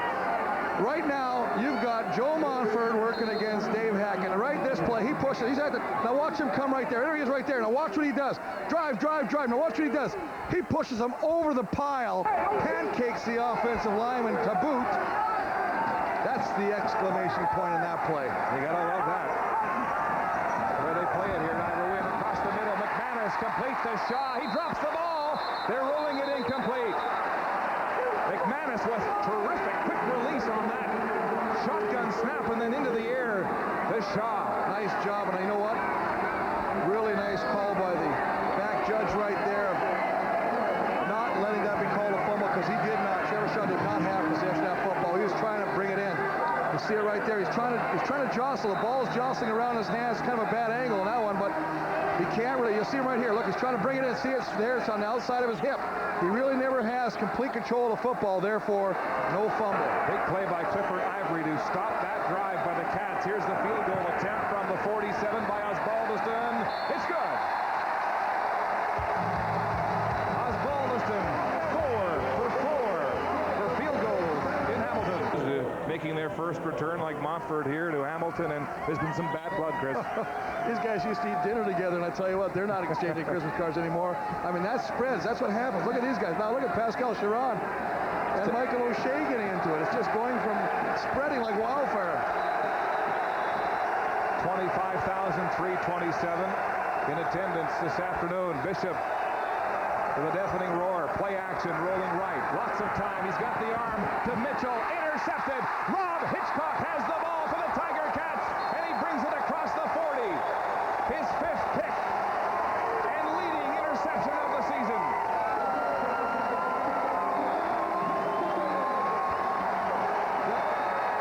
That's just a nice job of Rob Hitchcock sitting back there in the center fielder role or the safety position, reading the quarterback, seeing that the quarterback had Darryl Mitchell in his eyesight, was going to put the ball down to him, and just coming up and right in front of the receiver, picking up his leading 5th interception. He just comes right and steals this football. That's a ball hawk move right there. Look at that. I mean, there's good coverage on the play by Brandon Hamilton, who might have thought he had interception himself. But Rob Hitchcock, number 42, with his 5th interception of the season. Boy, I tell you, that's how you want to play the safety position there, Mark. Rob Hitchcock, known for using his head as one of the toughest tacklers, now using his head as one of the best DBs, free safeties, in reading quarterbacks in this league, and a league-leading 5th interception. The kid from Glendale High School right here in Hamilton. Hitch pass to Flutie, his 2nd catch of the game. He's got it going down on that low trajectory from Danny McManus. But how about Rob Hitchcock with some athletic interceptions this season? Well, he's done this many times before, as you can see. Here's a little summary, a synopsis of what he's done. Look at this. A beauty. Nice job leaving his feet in the Calgary game, coming back. And Damon Allen's no stranger. I tell you what, Hitchcock picks him off all of them. He doesn't care who you are. 31-year-old out of Weber State, savoring his pick here in the 4th quarter with 6:28 to go. Trevor shot down on the field, actually. He was blocking, trying to lay in a block to spring Darren Flutie. And I believe Reggie Gibbons, number 38, were making the play, rolled on the ankle. And it seems like right now that Trevor Shaw's in a great deal of discomfort. So we'll check on Trevor Shaw when we come back to Ivor. 19-14 Ticat lead with 6:28 to go here on Labor Day. There's Trevor Shaw being helped to his feet. If he can't come back, that means the Cats are down to just 5 receivers, and Davis will have to stay in the game. Well, he's right there on the right side. See, it rolls on him as Reggie Gibbons, as I was talking about, making the tackle on Darren Flutie. And boy, those are the worst ones because you don't see them coming and you're not prepared. You know what? Darren Flutie was also slow to get up and favoring his back on that shot by Reggie Gibbons. So there goes Shaw, who's had a tremendous day, coming in as a backup. 4 catches for 45 yards. 2nd down and 5. Tiger Cats threatening again. McManus, outlet pass to Troy Davis, breaks the tackle by Gibbons. He'll have the 1st down. What an effort. Well, not only break the tackle, he lost his shoe. He blew his shoe. He said, you know what? Take my shoe, but I'm going to get the 1st down. Does a nice job of evading the tackle of Reggie Gibbons and Adrian Smith. But he'll leave the field for one play. Jarrett Smith coming in to back up at running back. 1st down, Tiger Cats. Moving the chains again in Argo territory at the Toronto 28-yard line. A nice job. They don't lose much with the big man. The big man, Jarrett Smith, he does some productive things when he gets an opportunity to carry that pigskin as well. Smith with 10 carries for 51 yards this season. 1 catch for 2. That's a 5-yard average, though. They'll go to him on the ground. Oh, a big hole for Smith, and Bonner makes the tackle as Smith crosses the Argo 20. An 8-yard gain. It's a nice job. You see a lot of John on there, but nice job of the offensive line opening up a huge hole. And Jarrett Smith, the recipient of that beautiful hole. And look at him go right up there, lower the shoulders now. You're going to get down, run over somebody. There you go. You're a big load. Make him pay. And Antonius Bonner, recipient of that collision. 5 minutes and ticking to go here in the 4th quarter. A critical drive for the Cats. They already lead by 5. Again on the ground, Jarrett Smith, tough going there. Hey, if the Cats score here, it'll force the Argos to score 2 touchdowns. Oh, absolutely. And you know what? By running the football, you're using a lot of the clock as well, Mark. It's 4:46 and ticking. I mean, that's what you want to do. I mean, running the ball is very important for any team, especially, as you say, we're in the back 9 now. You know what? This is the championship drive where you start positioning yourself in the playoffs. You better have a running game. Well, weather's going to start. It's not going to be always this beautiful. You know, we're going to get some inclement weather. How you like that word? Pretty good, eh? Yeah, I've been studying. 3-syllable word. Yeah, okay. Well, I'm only good for one of those in broadcast, though. So Troy Davis has laced up the shoe. He's back on the field. The Argos out rushing the Cats so far in this game, 118-71. Darren Flutie shaking off that shot to the lower back by Reggie Gibbons. Well, you see there's an Argo down again, and one of the things that happens as a result of running the football is sometimes, you know, you start beating on people and start running the ball at them time and time again, and people go down. They wear out. It's like Johnny Scott back down on the field for the 2nd time in this game. He left earlier with a leg injury. That's right, Mark. We hope that's not serious. He's one of the mainstays in that Argo defensive tackle. Well, he had that nasty broken leg a year ago, ended his season. He's a big man who plays in the trenches, and a lot of forces at work down there, as you know. You know, I remember playing Johnny Scott when he played for Shreveport, and I'll tell you what, he was a force then, he's still a force now. Still to come with 4:46 to go in game 1 of this Labor Day doubleheader. It's the Stampeders and Eskimos. Ricky Ray set to go, set to start at quarterback for the S in the Battle of Alberta, where there is no love lost. Oh, absolutely. But I tell you what, looks like a nice day and a sellout crowd filling in at McMahon Stadium for this one. And of course, in 5 days, they'll go right back up Highway number 2 to Edmonton for the rematch. And what a beautiful place to play a football game. I love Calgary. Great turf, great fans. Just gotta love it. It's gonna be a great game down there. And there's the story. Ball possession and control, 2-1 in favor of the Tiger Cats as they still attend to Johnny Scott on the field. Well, you know what? You know these teams, they don't like each other. The players don't like each other. But the thing about it is, you can see.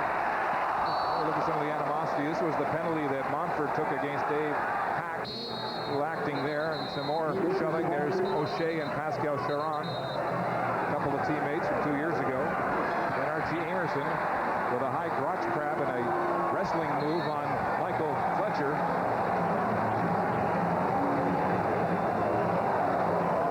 Labor Day brings out the best and the worst in these two teams. And right now it's been dominated by the Tiger Cats, unbeaten since Ron Lancaster took over as head coach in 1998. And you know what? You showed all the animosity between these two teams, but I tell you what, with Johnny Scott laying on a football field, they become human beings again. They walk over, all the Tiger Cats walked over, made sure Johnny Scott was okay, wish him well, hope he's not hurt too seriously. So Johnny Scott makes his way with assistance from trainer Aaron Brooks to the Argo sideline, and that means the rookie Chuck Walsh from Waterloo, a Burlington boy who's enjoying this one, I'm sure, out of Nelson High School, comes in for Johnny Scott. Third and less than a yard, and the Ticats will have it. Nice job of Dan McManus just getting behind the big side. Paul Lambert, Halick, and Hack, and just surging ahead and picking up the first down, keeping the drive alive, and more importantly, eating more of the clock. Look at the line surge by the Cats against that Argo defensive line. Well, the big thing is the offensive line can smell it right now. They know with the clock ticking down, there's not much time left in this game. They keep the drive going. They got a great chance to put a nail in the coffin. Yes, less than 4 minutes to go now in the fourth quarter, and they'll stay on the ground. Troy Davis straight ahead, scrumming his way close to the 10-yard line on first down. So time just ticking away on the Argos as the Cats move closer and closer to the Argo end zone. Well, I think you had it right on the head when you talked about a scrum earlier. That's exactly what that was. It was just giving him the ball, letting him follow the big boys, and it just becomes a pushing match, shoving match, and wherever his knee comes down, that's where they spot the ball, and he picks up a nice 5-yard gain on that play. Argos need a stand here to hold the Cats to a field goal and an 8-point lead. McManus back to pass on second down across the middle, intended for Tony Miles. He says he's got it. The officials wave it off. The officials are saying he trapped the football. But what an effort by Tony Miles, going down to the shoelaces to catch the football. And when we come back, we'll have to take a look at that one. So to see exactly what happened. A key play as a classic. Hamilton with a 5-point lead on a controversial call against Miles here in the end zone. He said he had it, Chris. Well, you see him going down there, but just at the last second, you almost see the ball come out of his arms, and that's what the referee's saying. You see referee Mike O'Shea making the call as well, waving it off, and I think they had a good angle shot at it as far as the vision by the referees and made the right call. I didn't see Tony Miles get too upset about that call. Paul Osbaldiston, good on 4 of 4, will tee this one at the 19-yard line. Chip shot for Osbaldiston right through the middle, and so the Hamilton lead now is 8. 9 points, 3 Osbaldiston field goals off turnovers, none more bigger than after that third down gamble that failed by the Argos on their own 21-yard line. Might that come back to haunt a team that values field position above all else? Here's Scott. Well, Mark, there is Darren Flutie, who is down in the dugout for the Hamilton Tiger Cats. Right beside him on the left side is Dr. David Levy. Tremendous pain on the part of Darren Flutie there, and that is in his left hip area, and Dr. Levy is working on it there. But that's all we've got right now. Johnny Scott, meanwhile, of the Toronto Argonauts, got really rocked, and he was cut the right side of his head. Dr. David Greenberg of the Argonaut staff was working on him back there. Johnny Scott remains out, head between his legs there, still rocked down on the Argo bench, guys. Yeah, it's a big loss for the Argos, but how about if Darren Flutie can't play? Trevor Shaw already going out. 6 receivers set. Bishop can't make the read. He'll run for his life to the sidelines where Schelling will escort him out of bounds. Nice job by the secondary of the Ticats, not allowing anybody to come free. Bishop was looking downfield to his left, trying to find either Knight or Plummer. Both were covered exceptionally well. He had to pull the ball down and had to get out of the bounds, as you see right there. Chris Schelling, number 30, ready to come up and lay a lick on him. Gain is only 1, 2nd and 9. pressure on this young rookie, Michael Bishop. 2:47 to go in the football game. His team trailing by 8. Bishop with time across the middle. Nearly picked off as Woodson again breaks up the play to Daryl Mitchell. Well, in that particular play, I think Daryl Mitchell actually broke the play up, because had he not came back and jostled Sean Woodson, Woodson would have had the interception. Just another situation of a rookie quarterback, Michael Bishop, trying to force the ball into a situation, trying to find Daryl Mitchell for the catch, can't get it. End result, they've got to punt the ball away, and with 2:42 left, time has really become a factor. Going to the air to his favorite receiver after a ground game that is stalled in the fourth quarter. The Argos with just 1 rushing yard in the fourth quarter. Prefontaine, lots of time, drives this one deep. Mace Freeman retreats over his 25. Freeman tries to get outside, then turns back up the middle and is tackled immediately. Randy Machensky, the free agent out of Saskatchewan, with the tackle on a 49-yard punt and an 11-yard return by Freeman. A tough day for him. 2 fumbles, 1 negated on an early whistle. As Danny McManus comes back to work. Well, the nice thing about it by the Ticat defense is you forced Toronto to pump, and not only that, you really haven't given up any field position, and now you're starting at your own 37, which means that even if you have to punt, you're still punting from a fairly good spot on the football field. Mace Freeman into the game with Flutie ailing that lower back hip injury. The late word out of the Ticat sick bay is that Flutie has a bruised hip. Well, that might be a bruised hip, Mark, but it might have been the play you picked out earlier in the game when Reggie Gibbons kind of went over there and made the tackle and hurt Trevor Shaw, unfortunately. And I think that, as you say, I think Darren Flutie had his back rolled on as well. So a couple of unfortunate incidents in that one play. 2:20 to go and ticking now. Second down, 6 yards to go for the Tiger Cats at their own 40-yard line. Argos looking for another big defensive stand here to get the ball back to the offense. Pitch pass, Mace Freeman has it, tries to break free, and Adrian Smith with the shoestring tackle. And it's shy of the first down as we take one more look at the mishap involving painful Darren Flutie. Well, you can see right there, it's just a hitch pass out here, and you can see he gets the ball down, goes down low, and there it is right there. And that's where I believe it right was, the helmet right in the hip. Reggie Gibbons, 38, with the helmet in the side, the hip of Darren Flutie, as you see, went down there. That hurts. You don't wear a lot of padding now. The football players are protected on the shoulder, on the thighs, on the knees, but they don't have a whole lot of padding. I think once you get out of the minor bantam football system, you basically have to give up those things. You know why they do that, too? Because you don't look good on TV. Flutie and Trevor Shaw hurt on that one play, Chris, and you know, a lot of people remark at how a guy like Flutie at 5'9", 182 has survived so many years taking the punishment he has. There's a beautiful kick by Osbaldiston that drives Cooper to his 5, looking for an opening. He won't get it, and he's piled on. Alexandra finishing off that tackle. McDonald, the other rookie, in early too. A 61-yard move and a massive change of field position in favor of the Cats. Nice kick by Paul Osbaldiston, but you know what? I'll tell you what, now you're Michael Bishop. This is where you start earning your money, big man. I mean, you're down only by 8 points. Might be their last chance, Chris, with 1:33 to go. And they'll need a long drive with the ball spotted on the 17 of Toronto. As we know, and as you well know, in the Canadian Football League, a lot of things can happen in the last minute and a half. We saw that as evidence from Winnipeg and Calgary. So, hey, let's just hold on and see what happens. Bishop has only twice in this game thrown back-to-back passes. See what he comes with on this series. Straight back to pass, lots of time, hesitates and throws downfield. Borrielli hit hard as he gets his hands on it, and it's his former teammate Rob Hitchcock with a shot. Wow, what a hit to break that play up, and the two friends have words. Well, they have words, and I guarantee you, Mike Borrielli said he was going to have the boys over some bubblies after. Hitchcock's not coming, I can promise you that right now. This is a nice job of stepping up in the pocket.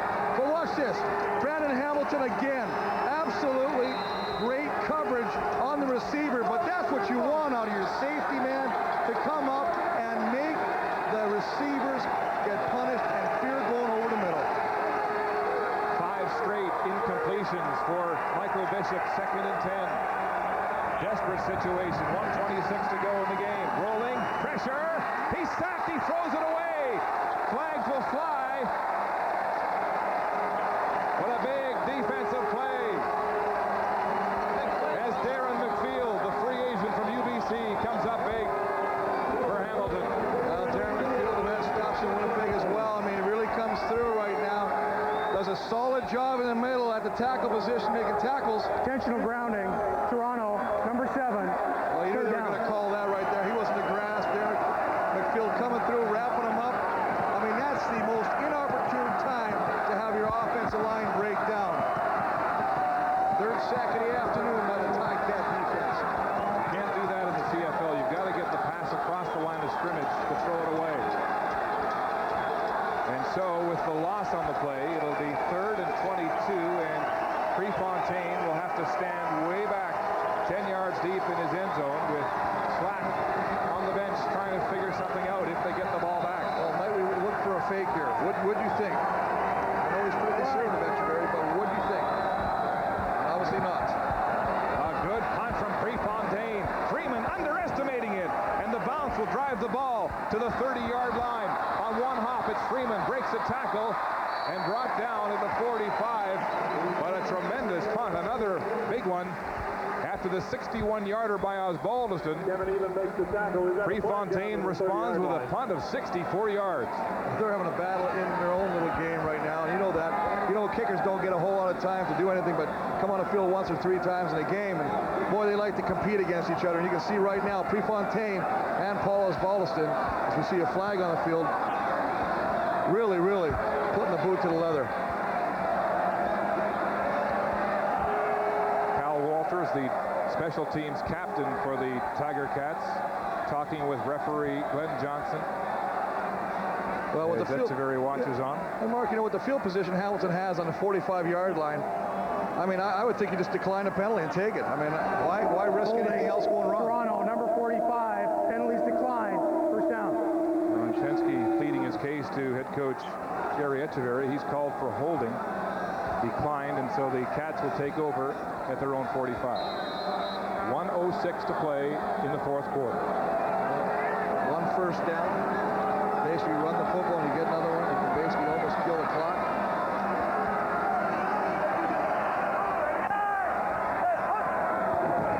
Good tight end offense for the Cats as Troy Davis stays on the ground. Michael Shea and Reggie Gibbons in on the tackle for the Argos, but how about Rob Hitchcock? A big interception and a big hit to break up that play to Mike Morielli.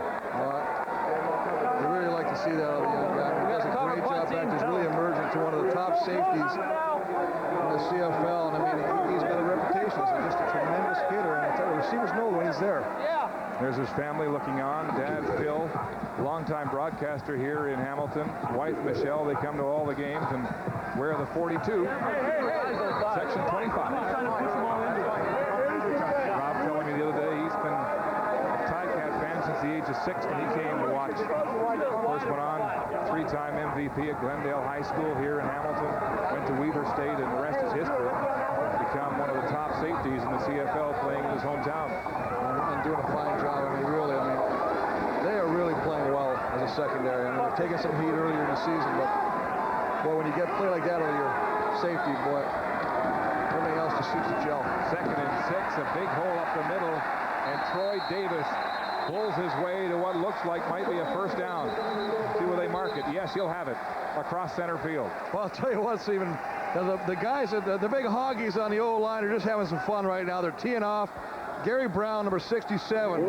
I mean, he just keeps on his block. Martavius Houston pushes him right past the hole, pushes him on his backside.